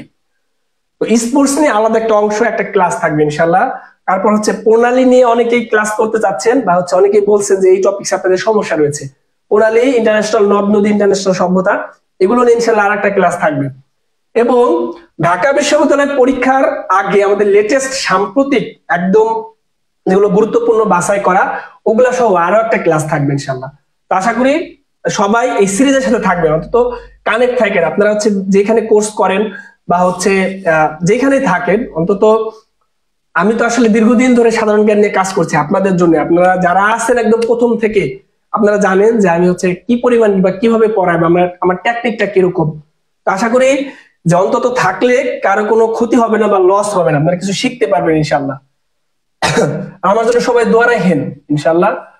বুকার পুরস্কার, একটা হচ্ছে আন্তর্জাতিক বুকার পুরস্কার। এই বুকার পুরস্কারটা কি, এটা কোথা থেকে দেওয়া হয়? এটা দেওয়া হয় হচ্ছে ব্রিটেন থেকে বা যুক্তরাজ্য, ইউকে থেকে। ব্রিটেন, এটা কিসে দেওয়া হয়? সাহিত্যে। তো ব্রিটেনের মধ্যে এবং আয়ারল্যান্ড, কমনওয়েলথ ভুক্ত যারা আছেন তাদের বুকার পুরস্কার, এবং এই দেশগুলোর বাইরে যারা আছেন সাহিত্য অবদানের জন্য আন্তর্জাতিক বুকার পুরস্কার দেওয়া হয়। তো এবার 2024 সালের বুকার পুরস্কার এইখানে লিখি। 2024 সালের বুকার পুরস্কার লাভ করেছেন কে? সামান্তা হারবে। কোন গ্রন্থের জন্য? এই গ্রন্থের নাম বলেন।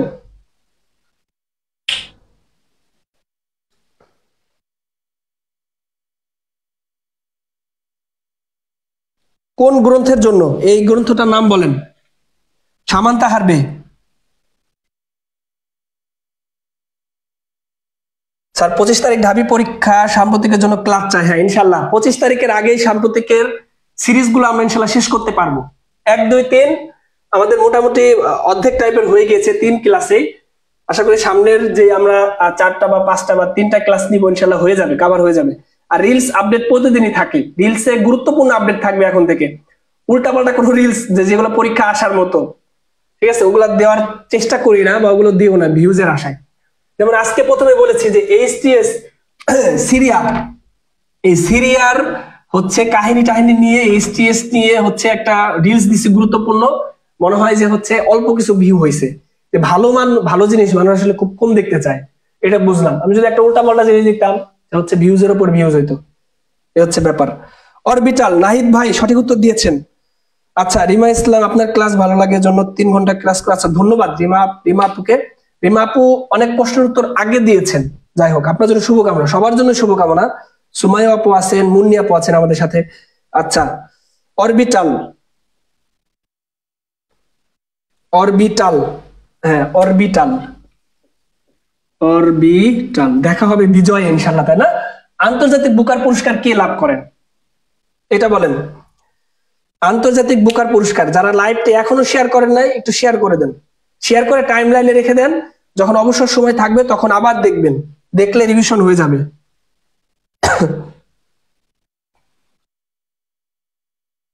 এটা বলেন যে আন্তর্জাতিক বুকার পুরস্কার কে লাভ করেছে।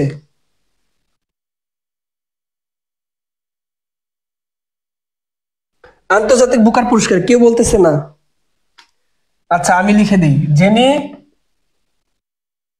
এরপেন্ডিক, এবং হচ্ছে কোন উপন্যাসের জন্য, কাইরোস।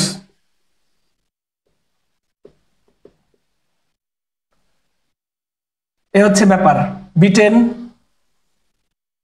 আন্তর্জাতিক শিশু পুরস্কার লাভ করে কে 2024 সালে?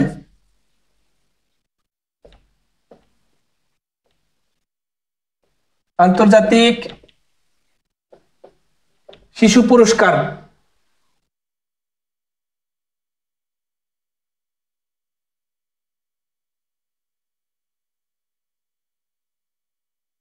আন্তর্জাতিক শিশু পুরস্কার লাভ করে কে?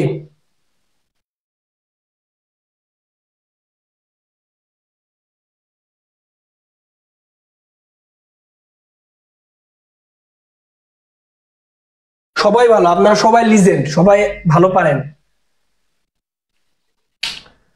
সবার জন্য শুভকামনা ইনশাআল্লাহ, যারা পরিশ্রম করতেছেন সবার জন্য শুভকামনা। এটা বলেন, আন্তর্জাতিক শিশু পুরস্কার লাভ করে কে এবার? কেউ বলতেছেন না নাকি, নাকি আমার এখানে সমস্যা হচ্ছে? আমি আসলে মাঝে মাঝে ফ্রিজ হয়ে যায়, এখানে বুঝতে পারি না যে কেউ কমেন্ট করতেছেন কিনা বা কেউ আছেন কিনা, এটাও মাঝে মাঝে বুঝতে পারি না কতজন আছেন। যদি আমার আসলে ওইভাবে লাইট সেট আপ নেই বা হচ্ছে ডিভাইসটাও শেষের দিকে বা ডেড হওয়ার পথে, নষ্ট হয়ে যাওয়ার পথে, তারপরে হোয়াইট বোর্ডও হচ্ছে এখানে আলো টালো ওরকম ভালো পড়ে না, তারপরে চেষ্টা করছি।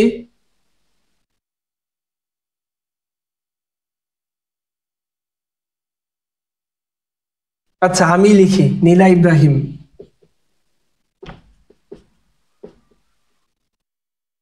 নীলা ইব্রাহিম তিনি কোথাকার? আফগানিস্তানের। তার বয়স কত? 17 বছর। হ্যাঁ আফগানিস্তানের নীলা ইব্রাহিম। সুমাই আপু সঠিক উত্তর দিয়েছেন।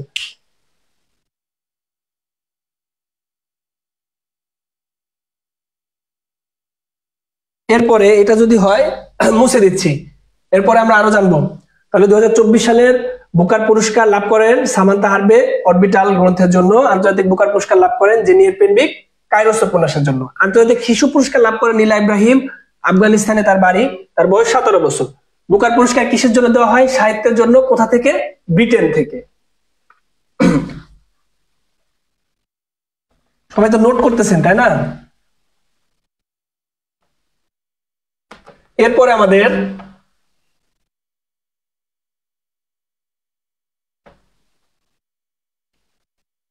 সম্প্রতি যুক্তরাষ্ট্রের আকাশে, যুক্তরাষ্ট্রের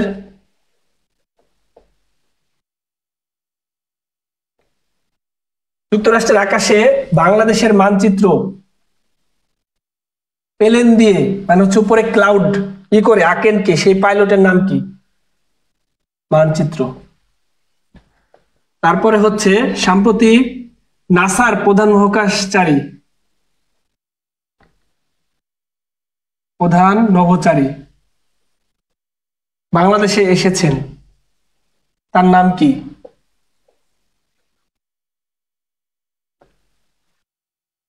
তারপর আরেকটা আছে স্পেস এক্স,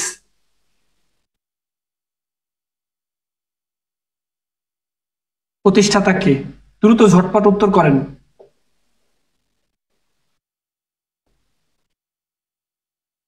হ্যাঁ, এই ক্লাস রেকর্ডেড থাকবে, এটা রেকর্ডেড থাকবে। আপনারা হচ্ছে চাইলে পরবর্তীতে এটা দেখে নিতে পারেন, এবং হচ্ছে আবার রিভিশন যদি হচ্ছে মনে হয় যে না, যেমন ধরেন হচ্ছে আমরা তো ফেসবুকে আসলে অনেক অপ্রয়োজনীয় সময় অনেক সময় নষ্ট করি, যে ক্লাসটা আবার একটু দেখলেন, অনেক কিছু তো আবার রিভিশন হয়ে গেল, তাই না? যদিও আপনারা জানেন এগুলো। যুক্তরাষ্ট্রের আকাশে বাংলাদেশের মানচিত্র, হ্যাঁ space x, Elon Musk. Nahid ভাই এই প্রশ্নের উত্তর সঠিক দিয়েছেন, মিস্টার ইলন মাস্ক। তার সম্প্রতি হচ্ছে কি হয়েছে, ভার্টিক্যাল লঞ্চার বা হচ্ছে রকেটের যে ইয়াটা, সে হচ্ছে কি, আমরা জানি যে রকেট যদি উড্ডয়ন করে,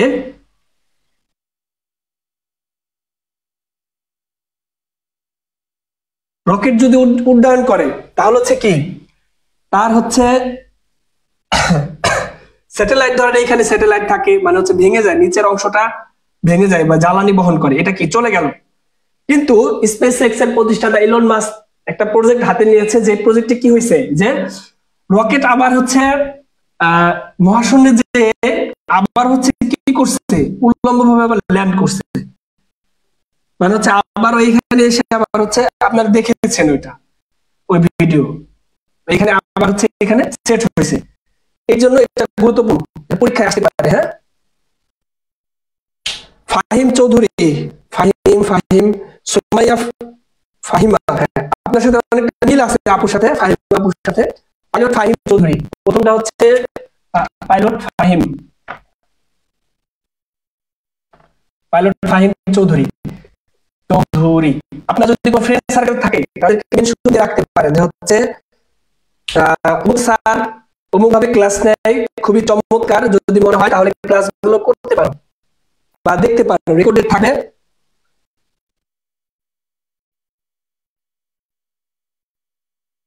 আচ্ছা, শান্তিদা হোসেন আপুকে অসংখ্য ধন্যবাদ, তিনি এত ব্যস্ততার মাঝে আমাদের ক্লাস দেখছেন, দিচ্ছেন না, বাচ্চাকে খাবার খাওয়াচ্ছি আর ক্লাস দেখছি, এটা আসলে কি বলবো, আমার জন্য অনেক বড় একটা পাওয়া।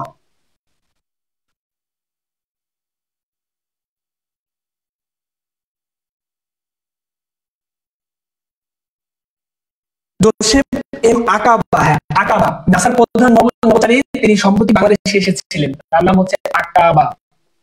আসলে একটা কথা মনে পড়ে গেল এই কথা দেখে, যে যে রাধে সে চুলো বাঁধে, অর্থাৎ আপনার পড়াশোনার প্রতি যদি ডেডিকেশন থাকে, আপনি হচ্ছে যত মানে আসুক ইনশাআল্লাহ আপনার সামনে গিয়ে নিতে কিন্তু আপনার ওই জিনিসটা তাড়না দিবে, না ইনশাআল্লাহ আমার পারতে হবে, আমি পারবো ইনশাআল্লাহ, তাই না? তো তারপর থেকে অনেক মোটিভেটেড হলাম, যে এরকম আসলে অনেকে করে না। যাই হোক, নাসার প্রধান নভোচারী জোসেফ এম আকাবা, স্যার আমি জিকের জন্য হলেও ভর্তি হব। আচ্ছা, জিকের জন্য আমার কোনো কোর্স নেই, আমাদের সাম্প্রতিক লাইভ ক্লাস চলছে হচ্ছে 3টা। 1 নম্বর ক্লাস রেকর্ডেড আছে, দেখে নিতে পারেন।